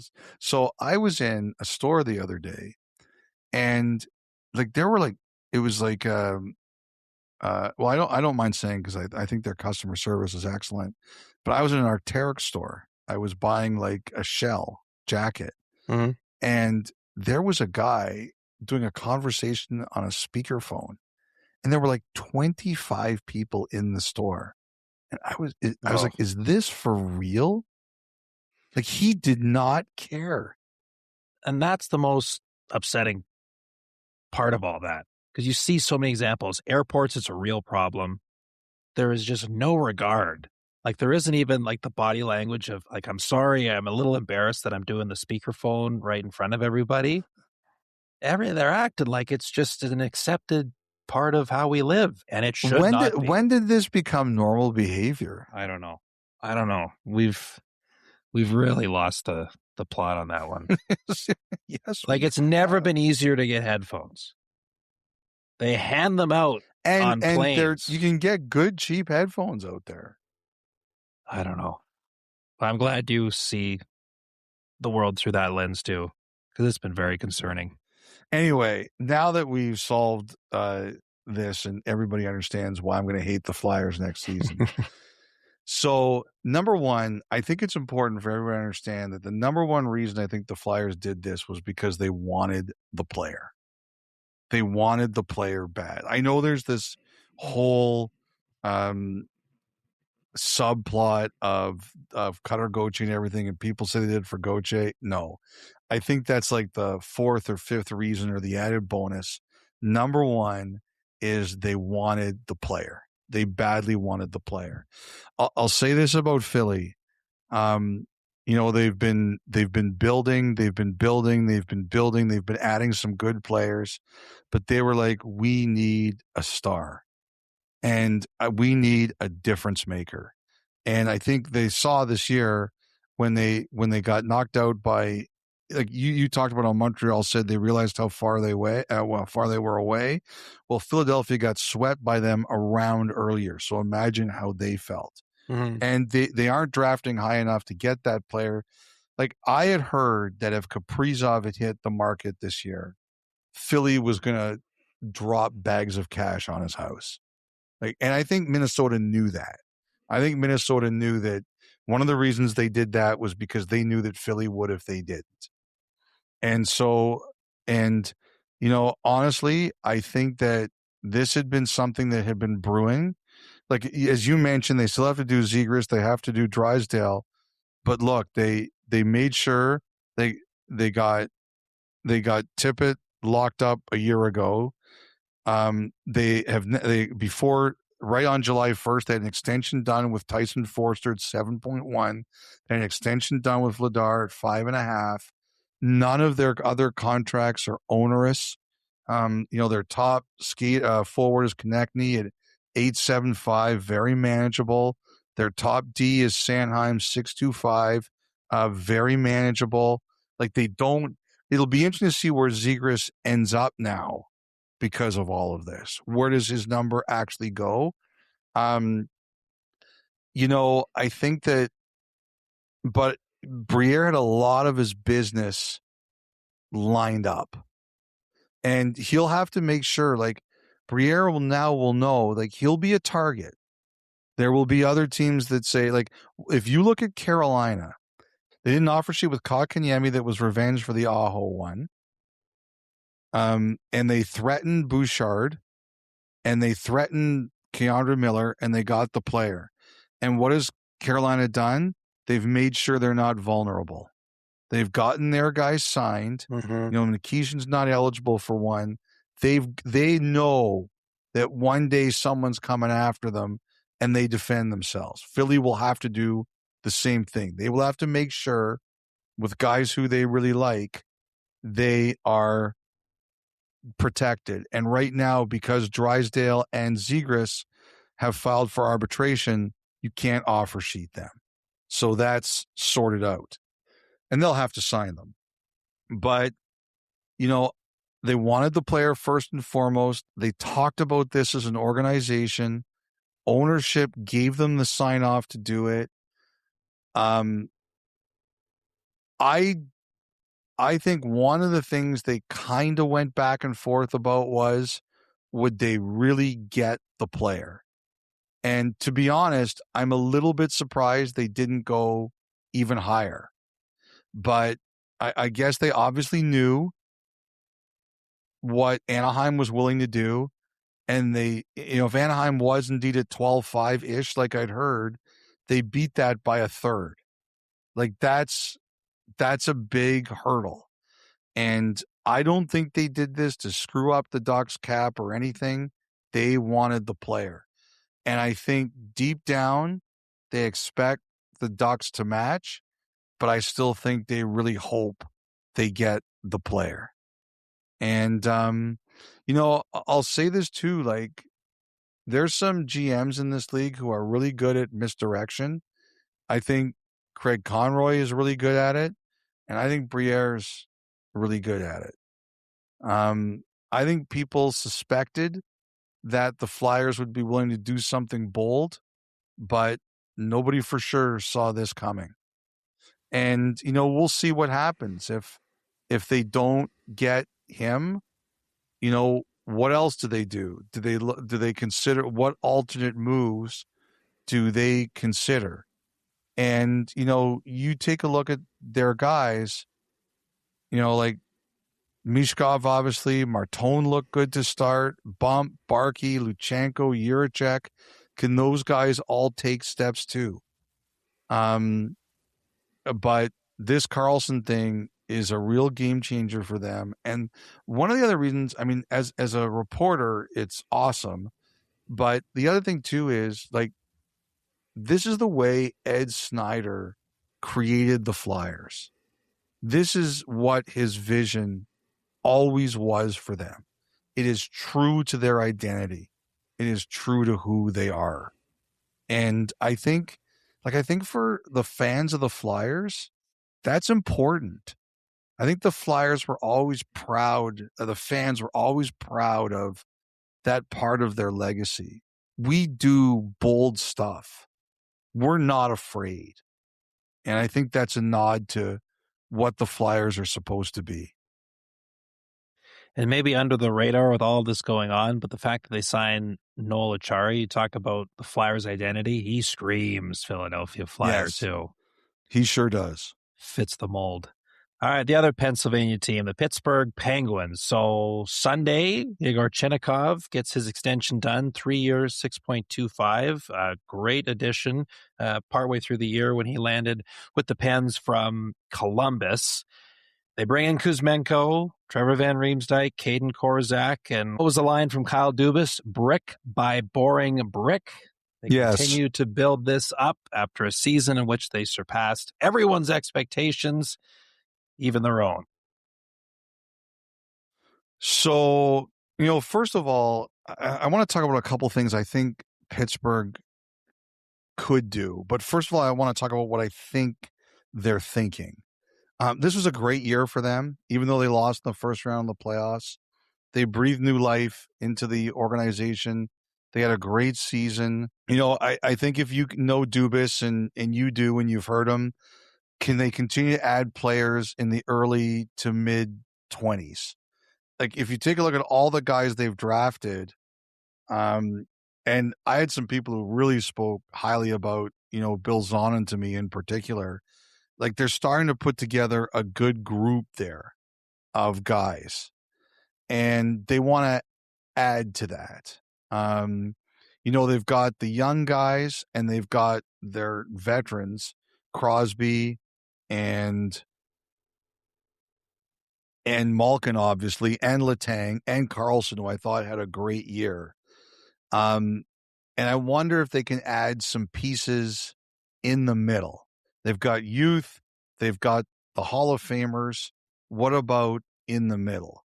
I like the Korczak ad. I like the Carlisle ad.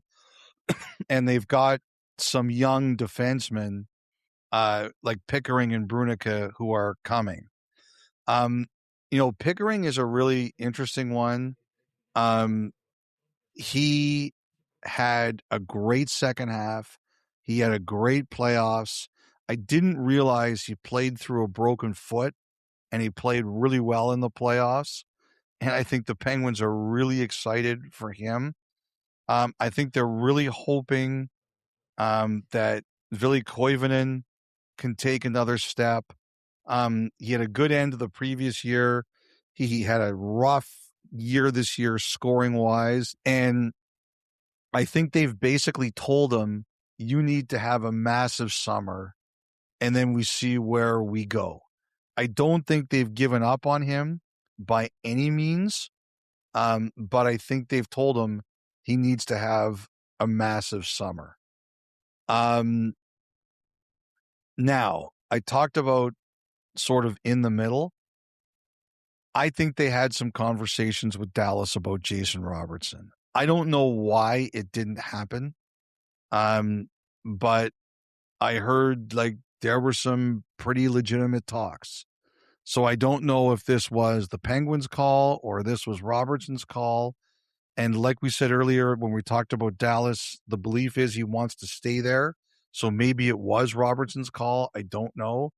But that is a potential option because I heard they had some pretty serious talks about it, and we don't know where this is going to go for Robertson in Dallas.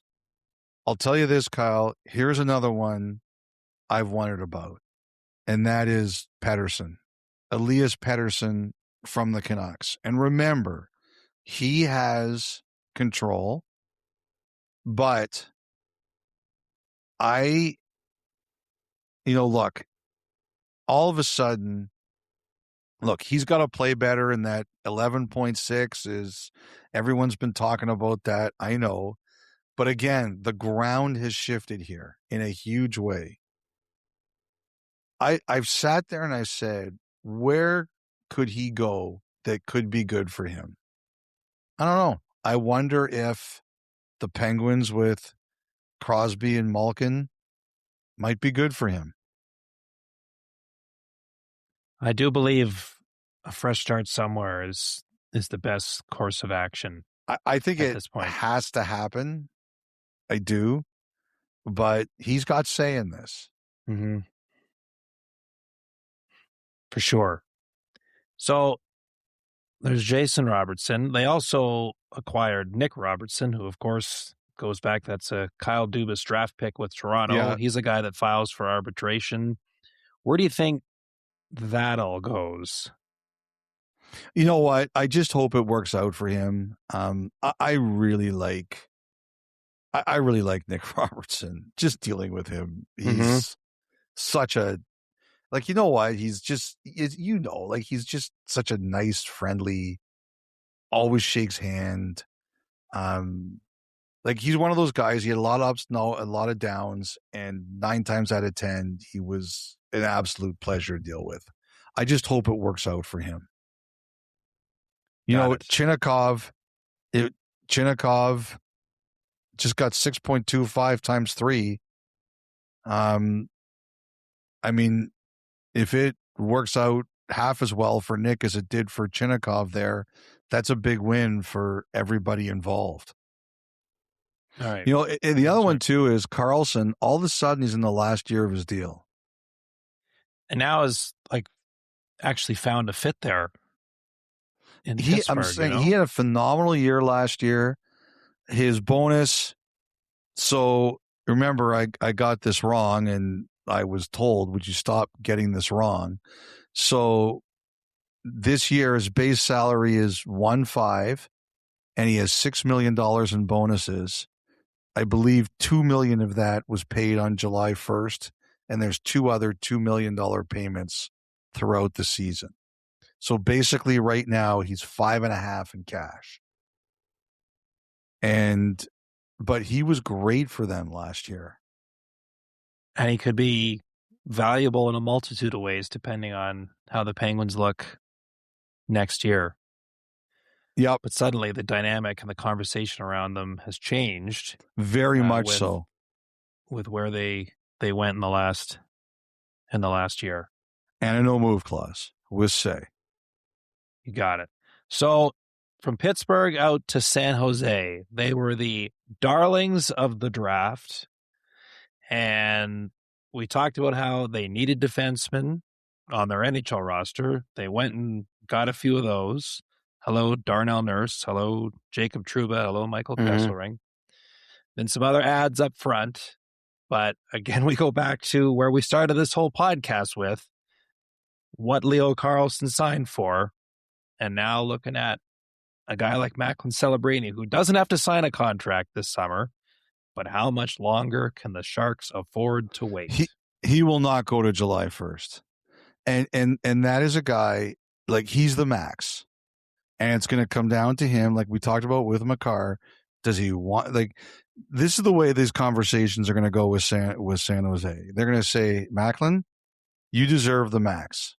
And next year, the max is going to be like $22 million. Because the last year will be 113. So the max is going to be like 22.6 or whatever it is. And they're going to say to him, Macklin, you deserve the max. On the ice, off the ice, you deserve it 1 billion%. Is there any way we can sign you without giving it to you so we can do some things around you? And that's going to be the answer. He will not get to July 1st. It is going to be signed well in advance of that. I know San Jose is taking some heat for for the Trouba contract, but generally, I think they make really good decisions, and I think they'll get what they need to get done. Right. I was actually talking about that with somebody over the weekend, was just that. Like, since Mike Grier's taken over, like, he's done a lot. Some of it has taken time, of course, but there's not a lot where you look at and though, oh man, what was he thinking there? So with what has gone on since free agency opened, I'm just going, he's earned the benefit of, let's see what this looks like with time. Yes. So that's where I'm at with this. It's interesting. They could have had Riley. They got Nurse. I heard they really preferred Nurse. I heard that was a preference. They had a choice, and they took Nurse over Riley. And he's 4 at 9.25 now. The Trouba one, that's a big one. There's no when I heard that, I was a little bit surprised. I thought it was going to go the other way. From what I heard was going on in Anaheim, like he wanted 5 or 6 years. I thought when Trouba signed, it was going to be 5 or 6 at a lower number. But they made this choice. I think the Kesselring one is fine. I know he had a rough year last year. I think he's better than that. I still think they could use a power play quarterback, and I think they might look for one. But to me, the bigger one is, like, to me, I think when you're on defense there, you're looking at Dickinson. Does he take a step? Do we think that this group they have around him this year, Nurse, Trouba, Orlov, Kesselring, Havilid, whoever's there, do we think it gives Dickinson a better chance to make a step? I think in a year from now, if we look at him and we say he got better around this group, I think that's a win for those guys. But up front, man, they are loaded, and they are gonna be fun to watch. Mason Marchment, I think it was a really impressive thing getting to play there and wearing his dad's old number. I hope it works. I really do. And I'll tell you this, somebody told me that Marchment was getting $7 million somewhere. It was just less than that. It was 6.75. So I'm not surprised at the number. But you know what? Will Smith is a year away. We talked about Celebrini. What's that Will Smith extension going to look like in a year? And I'll tell you this, that Chernyshov kid is pretty good too. Vancouver really wanted him in the Sherwood deal. didn't get him, obviously. But like, the other one I'm watching this year is Misa. I'd love him, Askarov, Dickinson. Those are the guys I want to see kind of take the step. I'll say this: if the rest of those guys grow, I'm not worried about the D contracts. I'm not. If those guys don't grow, then I worry about it more, because I think those guys will be good enough to make the whole team better. All right, Seattle Kraken. So they went through the ringer not that long ago, of course, with the Jason Robertson stuff, and there was the Panarin stuff earlier this year. And I just wanted to touch on what you had reported on the other day. And we had kind of talked about it a little bit over the last little while, Elliotte, but it sounds like one way or another, by the time we get to next fall, Shane Wright will likely be playing elsewhere. So I had some interesting reaction to this stuff. I don't think the Kraken were really thrilled with the agent quote, Kurt Overhart, who represents Shane Wright. And as I wrote in the article, I think that while Kurt Overhart had told me on the record that they'd agreed, even though Seattle didn't want to talk about it, it was pretty clear from talking to other teams and that it's not a guarantee from the Kraken, that they're not just going to do it, and they've got to get something they feel is fair. But it's clear that we're headed in this direction. And he's a right shot center, and I think there is interest out there. It just comes down to, does everybody agree on the price? Kyle, as you mentioned, it hasn't been easy. I always choose to believe in the best. I have a life philosophy.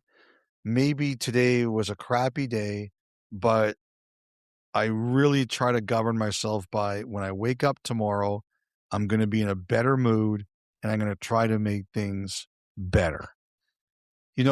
Seattle has done that big internal audit about the way they do things.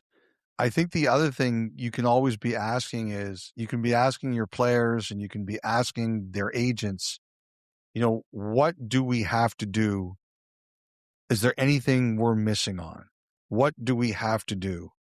And the number one thing I believe that you have to do is, no player is ever going to be more attached than to the team that drafts them, right? Like, that day, and first of all, Seattle knocked it out of the park in the draft. Like, Chase Reed fell to them. I thought that was a huge get for them. I think that's where you have to really work it. Like, the guys who get drafted to you, the guys who put on that Kraken jersey for the first time, they're like, wow, I'm in the NHL now. This team believed in me. Those are the guys that you have to build yourself around. Now, I think this thing with Shane Wright, I don't think there was a player in hockey that was more affected by COVID than Shane Wright was. Here was a guy who was at the top of the draft, was an absolute stud, and basically didn't play for a year and a half. And I just think it's time for a fresh start. But I look at all these guys here: Neumann, 22, 21, Berkeley Catton, 20, Winterton, 22. Samoskevich is a little bit different. They just brought him in, but he's still young. He's 23 years old. Beniers is 23. Those are the guys. Riker Evans is a guy that Seattle believed in for a long time.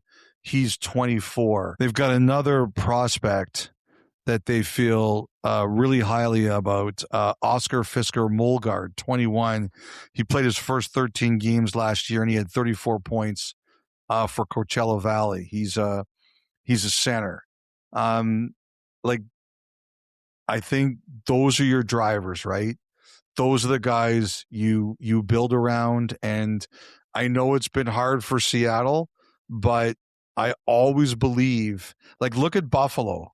We talked about them earlier. A year ago, look where they were, and now you've got Hellebuck and Trocheck saying, if I can get traded there, I'm going there. There's no reason you can't be that. You just have to keep building up through those guys, and one day you're going to get a big W, and it's going to change. That's the only way you can think. The only way. To me, one of the most interesting things that's going to happen with their roster is Vince Dunn. One more year at 7.35, then a UFA. Montour, who's still got term there, he's basically taken Dunn's role. So I'm curious to see, do they see extension or do they see they move him? Jared McCann, Seattle success story.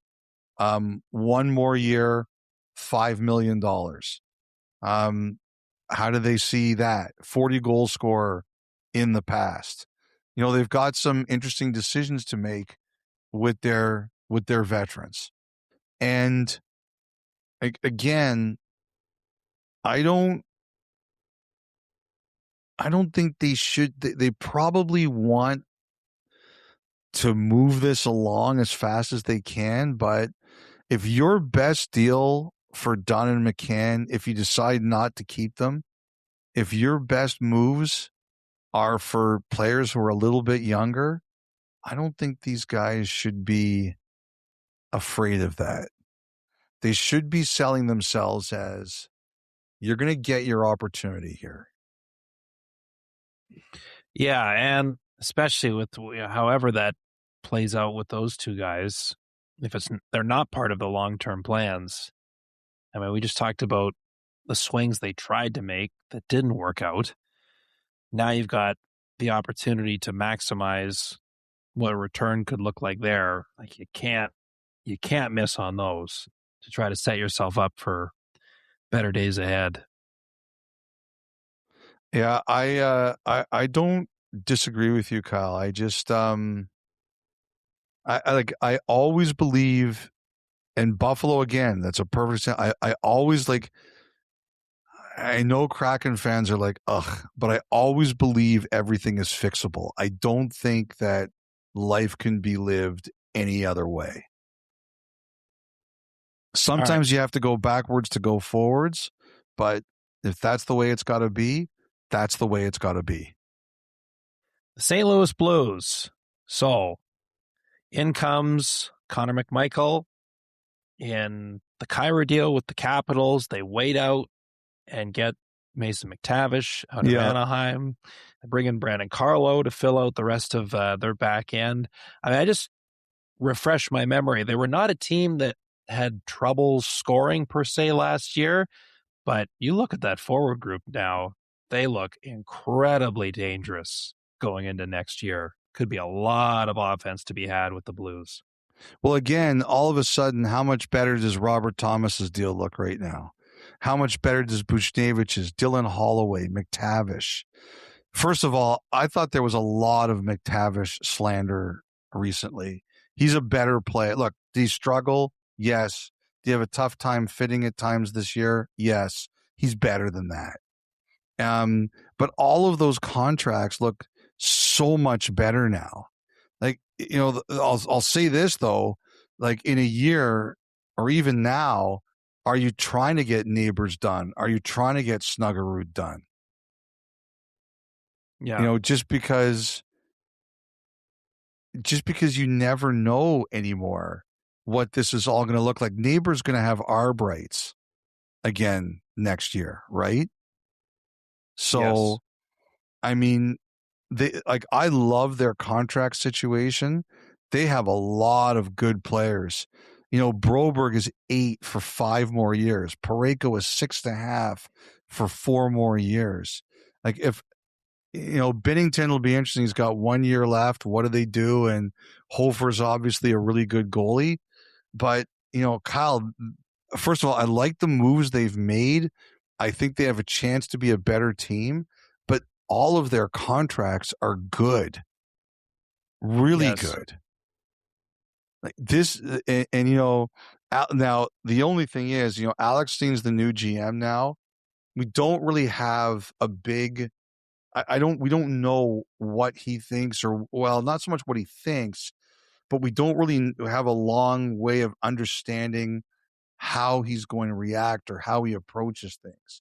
The one thing I've heard is he's not a carbon copy of Doug Armstrong. They have some things that they agree on, but they have some things they disagree on. They're not carbon copies. You can't expect him to act as equally as Armstrong did.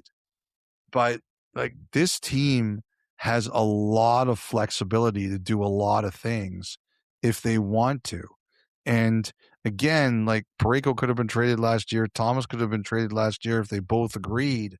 But, now their contracts are more attractive. I will say this. You certainly cannot fault Doug Armstrong or accuse him of putting Alex Steen in any kind of tough spot taken over for everything you just laid out. Got to figure out a new contract for Connor McMichael, but there's a lot to work with there in St. Louis and a lot of good things that they already have cooking in house. Yeah, Ross Johnston, they really seem to target him. They gave him, like, I those are the kinds of guys I'm happy to see cash in. It's 3 times 2. It's hardly a big deal, but that guy's earned his money the hard way. I just look at this team and I see a talented roster without a lot of bad contracts. Kyle, you brought up McMichael, and I agree with you. I think he's big. But the other guy I really think is big here is Dvorsky. 2 more years on his entry-level deal. And I think if, like, I look at them, they didn't score a lot last year, and they lost Kyrou. I think Dvorsky could be so important for that as a creative player. He scored 12 goals last year, first full season. This is a guy who scored 45 in the OHL, and as a 19-year-old had 21 in the American Hockey League. I think his ability to elevate them offensively, I think is really huge for St. Louis potentially. Well, and how do you view the Tampa Bay Lightning? I mean, obviously they have no intentions of going anywhere in a very good division, but all of a sudden there you see Nikita Kucherov going into the last year of his deal. And when you look at how Julien Brisebois and that organization has handled players that have been around a long time there, have done a lot of good things for that franchise, and they are not afraid to make tough decisions. I don't for a second think they would be looking at moving away from Nikita Kucherov. But now that we're at that point, the interest certainly is there of where this goes. Well, I think it's different with Kucherov because he's still at the top of his game, right? Like, he for just had look at the hardware he's accumulated again. So, he's our Hart Trophy winner, right? So you can't look at him and say his game is falling off. I think it's a fascinating contract because I'm sure at one point they were thinking maybe they were getting him for right around the 9.5 he was at before. I am fascinated to see where this number is going to end up. Because you could make a case for, especially depending on the term they want to do here, and Kucherov is going to turned 33. He'll be 34 next June. Especially if they go short term, you could argue the number should be significantly bigger. I still think Tampa is very dangerous. I look at this group. A lot of their big minute players had strong years last year. Kucherov was obviously great. I thought Hagel was great. Gensel was great. Cirelli was great. Mosier was great, took a huge step, got a big extension. And Vasilevsky was obviously fantastic. Can all those guys duplicate that? I think there were a couple of big minute players that had tougher years last year. Point got hurt. I think he was one of them. And obviously Hedman. And everybody's rooting for Hedman. I think they need both those guys to return to form. I look at Hedman now, and he's been through so much physically and emotionally.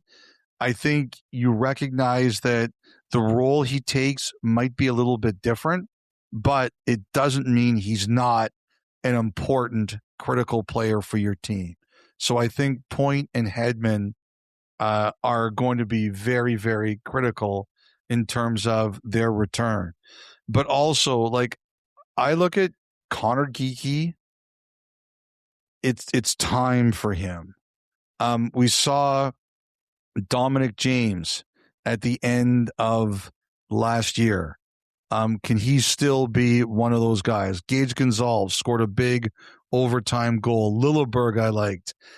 I'm very interested to see if Sam O'Reilly makes this team next year. I liked Veal for them. I liked Mikheyev for them. It wouldn't I think they tried Ryan O'Reilly last year, and I wouldn't be surprised if maybe they poked around another center of that kind of level, and if they could do something. And obviously it didn't happen, but it's interesting. I think they have growth in this roster. I think they do. Every year people say to me, oh, they've hit their peak and they're going to fall. I don't believe that from this group. Even though some of their players are older, I think they've still got a lot to give. But I think a key is, can some of those younger guys step up? I don't want to put too much pressure on O'Reilly, but I think eventually, and I don't know when it'll be, I think he has a chance to be a real game changer for them. And I think the Karlsson fit is fantastic. For sure, especially with Radish moving on to Toronto. A great decision to bring in John Karlsson there for the Lightning. I think they have a pretty good reputation out there in terms of their development path. Especially think about those guys, Elliotte, that whether late round draft pick, didn't get an opportunity where they started, maybe an undrafted player that has been playing pro elsewhere. I think the word's certainly out there that if you're willing to put in the work, there can be a path in Tampa. I think the tough thing always there has been the top end opportunity. They have so many great players there that take those spots. Yeah. But there are roles but you're right. elsewhere. If you want to accept a role, they will give you a role. They will give you one.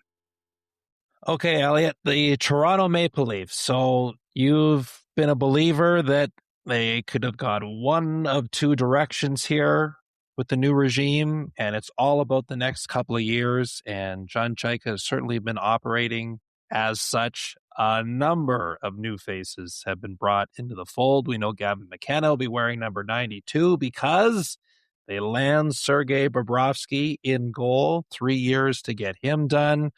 Where else? Bluger, Sissons, Duhaime, Nick Paul, Jack Roslovic, Emil Andre, of course. They get him signed, Elliotte. And there's Darren Radish on top of all of that. It is a different-looking Toronto Maple Leaf team going forward, to say nothing of a new head coach and the new front office that's been in place for a couple of months now. So I'll tell you a funny story. On July 1st, I didn't realize it, but I was, everything's going a million miles an hour. And I reported that Duhaime signed for 3 times 1.85, and it was really 3 times 2.6. And I heard that Duhaime was like, you got to get him to change that. I wouldn't sign for that. And I fixed it. Oops. At least sorry. someone's keeping you honest. Yeah. Sorry, Brandon. I'll apologize in person at training camp. I didn't want to shortchange you. I'll say this about Toronto. We mentioned before with Carolina, they're still out there lurking. I think Toronto is also still hopeful to add another difference maker. Now, it may not be now, it may be later, but I think that's what they're considering. They didn't give up any of their futures, really. And I think that they have, and they even restocked some. I think they kind of looked at it as, we kept that powder dry to stay alive in any opportunities that might arise. So that's one thing with Toronto. But I do think, and I think the whole organization feels this way. They really believe that Matthews is still the elite of the elite. They really believe it. And they are hoping that he shows up healthy and ready to go, and he drives the bus. They still believe that he is the bus driver of this team, and that they've added around him, and they think all these players are going to help and make them better, but they still feel that he is the critical key to the engine. And that's going to be a very, very important part of next year.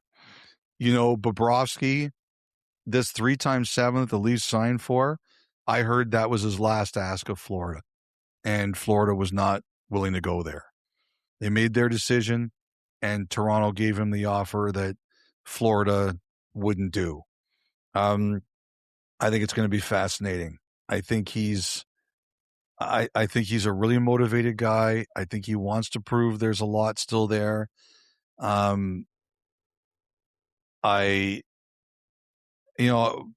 They don't have to worry about Hildeby anymore because they traded him. I was kind of wondering if Hildeby was there, if they might carry 3 goalies, but we don't have to think about that anymore.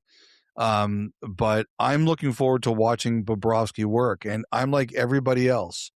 This could be boom, this could be bust, but they are very, very comfortable betting on him. I don't know where else.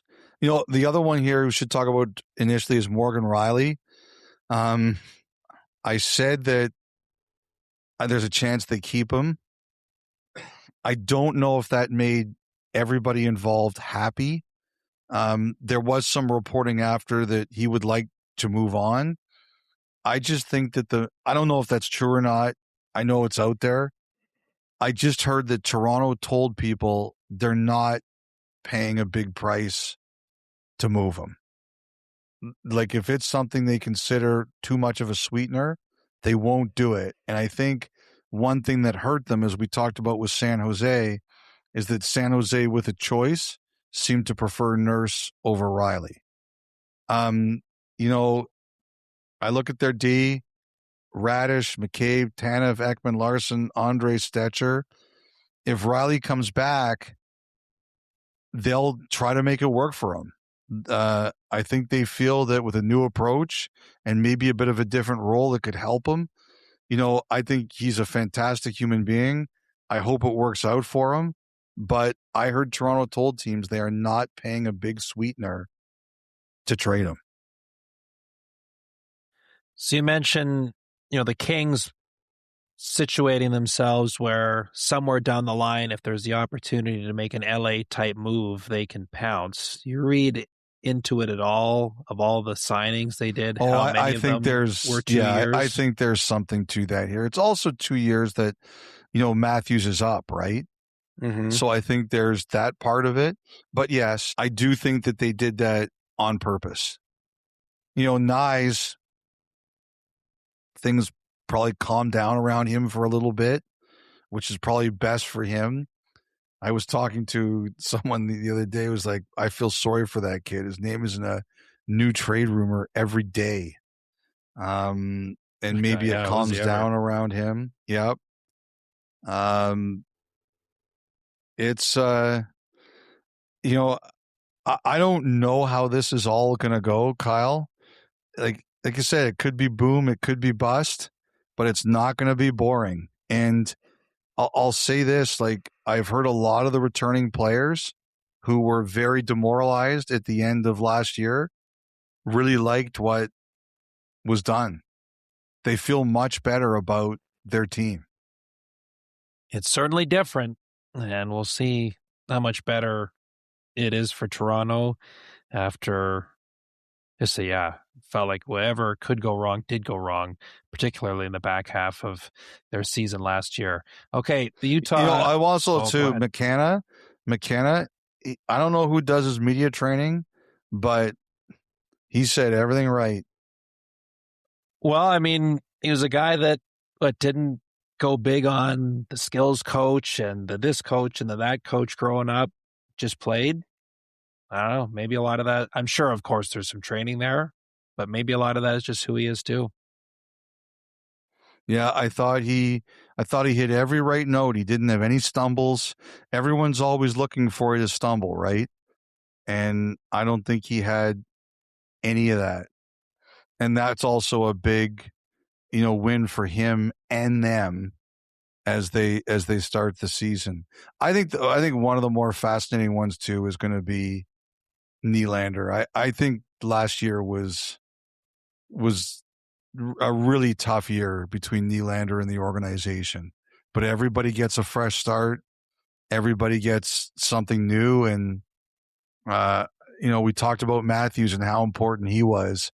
I think Nylander is going to be pretty important too. But like I said at the top, we were talking about this team. I don't think they're done swinging. I think if there's something out there that they could do that they see as impactful, they will do it. All right. Well, how about Utah then? Are they done swinging? They were a team that was believed to be out there looking to do something big. I mean, they bring in Vincent Trocheck. That's not nothing. They sign Anders Lee, Andrew Peak for some depth on the blue line. What else do you think Utah is looking at, if anything? So, Kyle, number one on their list is the offer sheet with Hayton. They have to decide what they want to do with this. Like I said, we talked about the New Jersey part of it. I heard the negotiations between Hayton and the Jazz. They're not the Jazz. That's their NBA twin brother. Hayton and the Mammoth were really, really tough. Like Utah drew a hard line and they weren't budging. And that's kind of why we kind of got into this situation. Normally with offer sheets, my position is match. Unless they really give you a reason not to, or the player isn't a fit for you. I look at the Mammoth and I could make a real argument here that they shouldn't match. Now, Hayton can play center. I don't like to give up on centers, and he's a bit of a bigger player, and Utah is not the biggest team.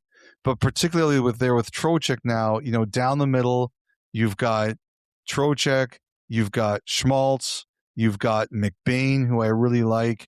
You've got Stenlund. I guess you could keep Hayton there as a bit of a utility, but I just don't get the sense that the Mammoth and Hayton are overly thrilled with one another. And I just wonder if it's the better move to take the pick, move on, and see what you can do with the pick. That's just my opinion. I can see a situation here where Utah doesn't match.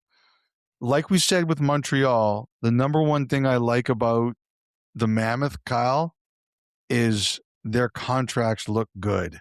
Cooley is signed $10 million. That looks tremendous.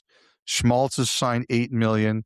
Remember when they signed Ginther, he hadn't even played a full season yet, and that contract at 7.1 looks fantastic. Keller's going to be up. He's eligible for an extension next summer. They'll have to figure out what they do there. McBain, 4 more years at 4.25. That's fantastic. Even on the blue line, the Sergachev, and he had a rough playoff, but his contract is fine. So's Uyghur. They don't. You look at their contracts and you don't see, oh boy, they've got a problem. Like, they're in really good shape. Trocheck is a big win for them. Last year, they tried to trade for Trocheck, and he was on their no trade. Or, sorry, they were on his no trade. He just vetoed it. He said no. Trocheck took Utah off his no trade this time around. And that's one of the reasons the deal got done. And I think that's a real credit to the Mammoth and what they're building, that he was willing to go there this time around, and they got him there. And I think he will be a great fit for them. Kosa, is he ready to be an NHL backup? That's a big one. Vejmelka got burned out last year, played a lot of games, led the league, and then got tired at the end of the playoff series. Kosa giving Vejmelka minutes, I think, is critical. And the other thing with them is their top prospects. Iginla, does he start to bid for a job? Desnoyers, still young, got time. How far away is he? Like, we've talked about these Utah prospects for years now. How close are they to really taking a spot? But I like this team. I like their contracts. Cooley's 22. He's only going to get better. Gunther, 23. He's only going to get better. I think Lee is a good fit for them because he brings in something they don't have a lot of. He's not as fast as a lot of these other guys, obviously, but he can score in a different way. I thought that was a good piece for them. Yeah, because what did we feel watching them in the playoffs? They had no issue with the pace. No. But the heaviness of Vegas as that series wore on, you could tell it played a role there. And it was so a difference a couple maker. Big bodies. Don't want to lose the speed as a whole, as a group. But yeah, I can't see that as a coincidence that they would target. I mean, Trocheck for one, but Lee as well. Just elements that they didn't have before, higher up their lineup. We're running out of steam. 3 teams left. I know. Hang in there. We're almost there. The Vancouver Canucks. So we're looking at this, Elliotte, all the players they brought in over the last couple of weeks. You can kind of break down individually what they all bring. It just seems like, first and foremost, yes, there's the development. Yes, there's where they ultimately want to get to in the long term. But job number one, it feels like, for Ryan Johnson is redefining what it means to be a Vancouver Canuck. Fair? I think there's no arguing that. One thing that got a lot of play were Teddy Bluger's comments after he signed in Toronto about what it was like there.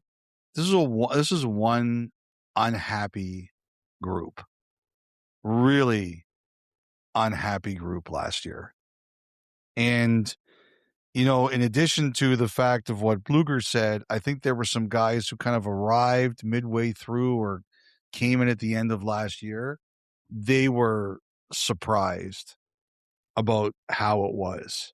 Like, I think it was a really beaten down, defeated, it had been just a long couple of years kind of group. And now I think that's what Manny Malhotra's main job is going to be. Turn the page. It's over. New regime. And we're doing things differently. And he's going to try to build some of these guys up. And he's going to give the young players a bigger responsibility. And, I think it's like we talked before with Calgary. There's going to be some nights where you can really see the promise, and there's going to be some nights where, oh boy, this looks really ugly. And that's just the way you go. They brought in some veterans. Sometimes I think term hurts you more than money. They didn't do any of that. And the other thing also, like Paul Cotter, that was one of the signings I really liked. I think he's a good player. That's a guy who might get you something next year at the deadline. And, Alexiak was 2 times 5. Same thing. Whether he's playing for you or he's playing for somewhere else, that's a guy you can flip maybe for something at the deadline. I think a big one next year is going to be Lekkerimaki. I think one of the things they're really hoping is that playing for Malhotra, who he was with in the American Hockey League, Malhotra will have an idea of how to unlock him or give him a better chance to succeed in the NHL. I think that's a big one for them. But next year is going to be all about, does Willander get better? Does Bouillon get better? Does Pettersson, the defenseman, get better? Does Lekkerimaki get better? Does Ogren get better? I don't know if they think Coots is going to be ready for the NHL or he plays somewhere else next year. Do all of these guys get better? And then at the top of the structure, look, we talked about Pettersson. I think he's got 6 more years. Does what happened with the salaries change the conversation for him? We talked about Pittsburgh earlier. He has to agree to this, but I think we all feel he needs a change of scenery. And I just think these kinds of things will happen with time, that more of the players who have long-term, they'll be available. And when Johnson gets what he wants and they agree to it, because all of them have some degree of protection, they'll move on. Like, you still need some veterans to play with your kids, to shield them, to help them. But I think we can see what's happening in Vancouver. I don't think they have any specific plans for here on in, but they will do things to help not jeopardize the rebuild. I think about early on when St. Louis took over in Montreal, that line of, you plant the trees, even though you're not likely to still be around to enjoy their shade. There's a lot of that going on in Vancouver right now with who they brought in. Yeah. Setting the tone of where they hope to be, even if they're not going to be part of it when they're ready to win, if it's done right. And you know what? Those players will be able to take some minutes, but I think they all know that there's going to be times where those big minutes, they're going to be played by the kids. You know why you're here, right? Mm-hmm. Maybe we shine you up and you go somewhere else, but the kids are more important than you are right now. The Vegas Golden Knights, Elliotte. So runner-up last year, fall to Carolina in 6 games. A team that, by and large, a lot of familiar faces coming back. Yes, Dorofeev's in New York now, but Rasmus Andersson gets his extension done at $8.5 million per. How do you feel about Vegas, and where do you think their priorities lie over the summer months? See, I don't think we're done hearing from them. One of the things that's very obvious is that people believe, there's a lot of people who believe that there's going to be less vacation. They said, good luck going on vacation this year. I said, oh, I'm going on vacation. But they said, good luck with that, because there's going to be stuff happening all summer between, the Makars and the Hughes and the extensions that they are eligible for, and, Bedard too, and the trade requests, Kyle, and the trades that are going to happen. They said that this is not going to be a quiet summer. There's going to be tremors and maybe earthquakes all the way through. And this is one team that I don't think we've heard the last of. At least I think they'll try. The Rasmus Andersson thing was pretty interesting because there were some rumors during the Stanley Cup final that maybe they wouldn't do the deal. I didn't really believe that. And at the end, it turned out to be completely correct. They had a handshake with Anderson, nothing illegal. They had some cap issues they had to sort out, and they stayed to it. We did hear also during the Cup final that there was a chance that they would move on from Dorofeev because they just didn't think they would be able to do what his numbers indicated. They weren't going that high, and that's exactly what happened. I thought it was interesting that Kelly McCrimmon said Aiden Hill, he thinks he's better than he showed, because there were definitely a lot of rumors about him too, but McCrimmon indicated he'll keep him as a duo with Carter Hart. I still think, Kyle, that they will be trying to do something. Whether it's Larkin or it's something else, I don't think it's just not their DNA. It's like we talked about before with Minnesota. Bill Guerin has a certain way about him. So do the Golden Knights. To me, two of the more fascinating conversations are going to be around Mark Stone and William Karlsson. Both of them are heading into the final years of their contracts. William Karlsson this year, he missed almost all of the season. He came back. He made an immediate impact, and they were not the same after he got knocked out of the final. Like, he'll be 34 in January. He is still a very, very important player to their team. Stone just turned 34, and he's the captain. He's the leader. It was interesting at the Stanley Cup final. He said that he had no idea about some of the trades that Kelly McCrimmon did. He says he knows some. I think he said the Rasmus Anderson one, he had no idea that one was coming. I think that was the one. If it's a different one, I forgot. But I think McCrimmon really depends on him. Some captains, the GM says, no, you run the room, I run the team. I don't think Stone is going out of his way to collect more information about things.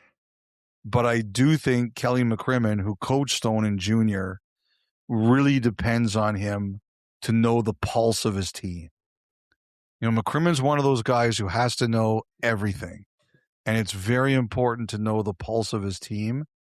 And I think Stone is that guy. Eichel is kind of like the league social convener. I hear like a lot of players kind of call him. But Stone is the one who runs the room. And, I think those are going to be two very interesting contracts for Vegas. They keep who they want. That's what they do. But they're both father times undefeated, and they're both getting closer to that aging curve. And they've both battled a lot of injuries, which has not, to their credit, hurt their effectiveness. Yes. And Stone in particular, I think in a lot of ways, a lot of his career has involved some element of, oh, you think I can't do this? Oh, you think I'm done now? Or you think I won't be able to still play? Oh, yeah. Just watch. Just watch. We were talking during the final on one of the off days. Just that whole, it's followed him, as he said, since he was a teenager, the idea of foot speed, right? It was gonna cost him. And he kind of joked at the end, said, I've managed to plod my way to a half decent career through all of that. So that was a good way of putting it. It's interesting. A lot of time for Mark. I do too. Theodore ran out of gas at the end of the year too. I thought he had a fantastic season. I thought he ran out of gas at the end of the year. I don't know if there's any way they can fix that. But he did so much for this team this year, and he played so great. I thought, in addition to the Karlsson injury, one of the things that changed the course of the Stanley Cup final was after he scored his overtime winner in that incredible game, I think he hit a wall. He was asked to do a lot. Yes, and he delivered. Yeah, no question. Okay, a couple more here, Elliotte. The Washington Capitals. So last pod we talked about Alex Tuch being in the mix now, Jordan Kyrou as well, and Alex Ovechkin is coming back for another year. I wasn't surprised. Were you? No, I was leaning towards that, especially when he didn't shake hands at the end with Pittsburgh. I just heard, I heard he was really down at the deadline when Karlsson got traded. That one really hurt them. But then when I think he saw Hudson and the younger, definitely not smaller Protas, and some of the moves they made in the offseason for Kyrou and Tuch, I had a feeling he was coming back. Somebody told me that the rumor was that he wanted a 2-year deal, which obviously the Capitals didn't do. I'm actually fascinated to watch it too, because part of me is looking at it I wonder if we see him deployed differently. Last year, they still needed him to do a lot of things, and they really had trouble scoring, which is still the one thing he does best of all, right? This year, with Kyrou there and Tuch there, they should score more. So, that's one of the things I'm curious about is Ovechkin's, he still gets probably first power play, but how much does his role change? How much do we see his maybe even strength time change? I'm curious about all that. And, Ken Holland talked about this with Drew Doughty.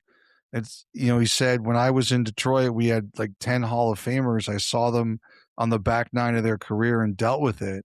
It's a hard thing to do. And I'm not trying to make this a big negative, but I looked at the roster and the way they were building it, and I was like, it's going to be interesting to see how they piece it all together at even strength. So I'm very interested to watch it. These guys had all sorts of trouble scoring last year. It shouldn't be the case next year. They're a lot better on paper, a lot better. You look at Ryan Leonard, okay? Ryan Leonard's agent is the Caters, who just did the big deal with Leo Carlsson. Now, this doesn't mean that everybody here should be running and screaming and worried about what Leonard's future. But if you're the Capitals, you're looking at this and saying, hey, we realize the landscape has changed here, and we better be prepared for this. And Leonard is obviously a huge part of the Capitals' future. In addition to Leonard, Sordiff is a restricted free agent after next year. He will be arbitration eligible, which Leonard won't be. So, like other teams, you're looking at the changing landscape and you're saying, we better be prepared to deal with this ourselves. But the thing there too is, not only should they be better with Kyrou and Tuch, but Leonard, the younger Protas, Cole Hudson, Sordiff, if these guys can take leaps, and they're all really talented guys, and Hudson in particular has pretty elite offensive skill, I think what Washington's hoping is not only do Tuch and Kyrou make them better, but these guys all continue to improve and take more of a role, and that makes us better too. They rise us as well. That's why I think it's so fascinating as to where Ovechkin is going to fit and how he's going to be used. Because I think they're hoping that some of these players can take bigger roles, and it's tougher to do that with Ovechkin just because of he's Ovechkin. The other thing I thought was interesting was I was pretty sure this summer they were going to deal Charlie Lindgren, and they didn't. They kept him because they think he's so important for Logan Thompson. I just didn't know if the Capitals felt a backup making $3 million was something that they could handle. And they just felt it was too important for Thompson to make the deal, I think Washington's going to take a big jump. I'm with you. I like what they've done. I like what their lineup looks like. We'll see in the fall. Great that Ovechkin is back for another year. Okay, one more. Team 32. The Winnipeg Jets. I need a vacation from this vacation at the end of this pod. Some vacation this is, eh? How long this podcast is. Oh, my God. Well, Dom alluded to on I think as we started this podcast, we were on round 2 of the draft. Yeah, yes, exactly. There was still pizza uneaten. So the Jets, Elliotte, I mean, there's the Connor Hellebuyck conversation still to be had and determine where that goes. They bring in Stu Skinner. Cole Perfetti needs a new contract. But I kind of asked this of Jason Bukala and Sam Cosentino on our free agency show was, I mean, what direction do you go if you're the Jets at this point with all this going on? You know, one thing I wanted to say first is that, you know, there's been a lot going on in this league right now. And you're talking about migration of players out of Canada and into the United States. You know, the one thing I think the NHL has to be aware of, and I figured I would talk about it here when we talked about the Jets, is in a lot of ways, Canada is still the golden goose, right? A good chunk of the league's revenue, a third of it, comes out of the Canadian teams. A lot of the interest comes from here. We just signed a big new TV deal with them. The league is very healthy, and the U.S. is very important too. Every country is important, but Canada is still very important to the overall economic health of the league. And from every once in a while, I like to remind everybody not to take that for granted. And in moments like these or times like these when this is going on, I do worry that sometimes they take it for granted. Look, we just saw Canada's best ever performance in the World Cup. It was pretty thrilling to watch. I just think that if you keep disappointing your Canadian fans, eventually you risk turning them off.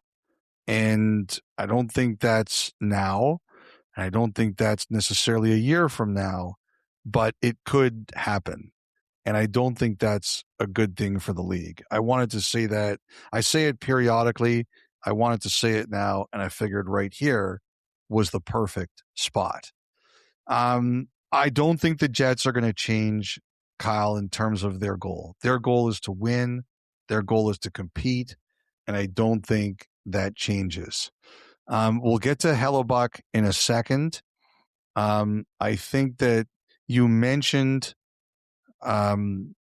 Perfetti. I think that's a huge priority for them. He filed for arbitration on Sunday. I think they want to get that done. You know, the Jets as a team, they've kind of moved the line a bit contract-wise. They can grind, sure, but you look at Kyle Connor last year, you know, they gave Kyle Connor the kind of contract they've never given anyone before with the bonuses and the big number. So they, you know, obviously Cole Perfetti's not going to do what Kyle Connor did contract-wise, but I think they recognize he's an important person, and I think they want to show that. They were really thrilled to get Viggo Bjork at the draft, and I assume they're going to try to get a contract done with him as well. The key thing for them is 2 years ago, they had a dynamite year. Many of their guys had career seasons, and they had down years, either injury or they just couldn't get back to that level. The biggest key is bounce back. And I think also with the Jets, it's youth time. Lambert, Rosane, Solomonson, and he played well at the end. He'll be hurt. He won't start the year, but it looks like it's his time. I thought Ferraro was a really good signing for them. I think he was the kind of player that they could use. Again, 2C, still a big one. I wouldn't be surprised if Bjork is given a chance to show, is he in any way ready for that? Jaeger, they've kind of talked about that. I mean, they've got to plug it from within. It's going to be a different team. They signed Skinner. I thought that was a really interesting signing. I think we all know about the elephant of the room. We'll see what happens with Hellebuck. They have talked about, can they convince him to come back? I think that's going to be a really hard thing to do. I'm not counting on that. The more I hear about it, the more I believe that the biggest hurdle with the Sabres was they were getting the 4th overall pick from Buffalo, and they wanted to keep 8. Buffalo was like, no, if we're giving you 4, we have to get 8 back. I think Winnipeg wanted both those picks, and that's why it didn't happen. I don't know where this goes, but I think it's going to be hard to convince Hellebuck to stay. But I do think that, one of the things with the Jets is, do they make their young players wait too long? I think it's going to be interesting this year because I don't think they're going to be afraid of if Bjork or Jaeger gives them a reason to give them a shot at 2C. I don't think they're going to be afraid to try that. There's opportunity there. No question. The Jets, a great example each and every year of how special of a place that is when you can be successful, and trying to get back to that after a real disappointing season in 25-26. Oh, all right. 32 teams down, and now we just did this podcast. I have no idea if it made any sense. All I do know is that the only people listening at this point are you, me, and Dom. So you can say anything. Normally I listen to the pod just to make sure, did I make any mistakes, or if someone calls me and says, I can't believe you said that, I know what they're talking about. I am not listening to this. It's probably for the best. Dom just wrote, I'm not listening. Yes, exactly. He's not listening to it either. Well, we should probably then get to the final thought presented by your Canadian Toyota dealers. The final thought from you, Elliotte, before we enter the summer hiatus. Well, I just wanted to say thank you to you, and I just wanted to say thank you to Dom. And you guys are great for me. I know I'm a demanding guy, and I know that I'm always late. And I know that I'll say that sucked and make us do it all over again, which I'm not doing on this pod, by the way. That's just not happening. But both of you are critical for this pod. We're lucky. We got a lot of people who listen. We have a great listenership, and there's no pod without the listeners. And I thank you all very much. But what always makes work best are the people you work with. And Kyle, you and Dom are great for me, and I appreciate everything because I know I'm not the easiest guy to work with. Nah, you are. It's all worth it in the end. Dom? I will follow in the coattails of Elliotte Friedman and thank our fantastic listeners who are always active on Twitter and elsewhere, where they get in touch with us and tell us how much they listen to the podcasts. In person, too. I absolutely love it when people tell me in person that they listen all the time. So thank you very much. And also thank you to the two of you. Elliotte, you are always late, but you do make this as easy as you can. So I do appreciate it. And Kyle, I always write you about coffee and Family Guy and whatnot. So appreciate your friendships, both of you. And I hope you both have great summers.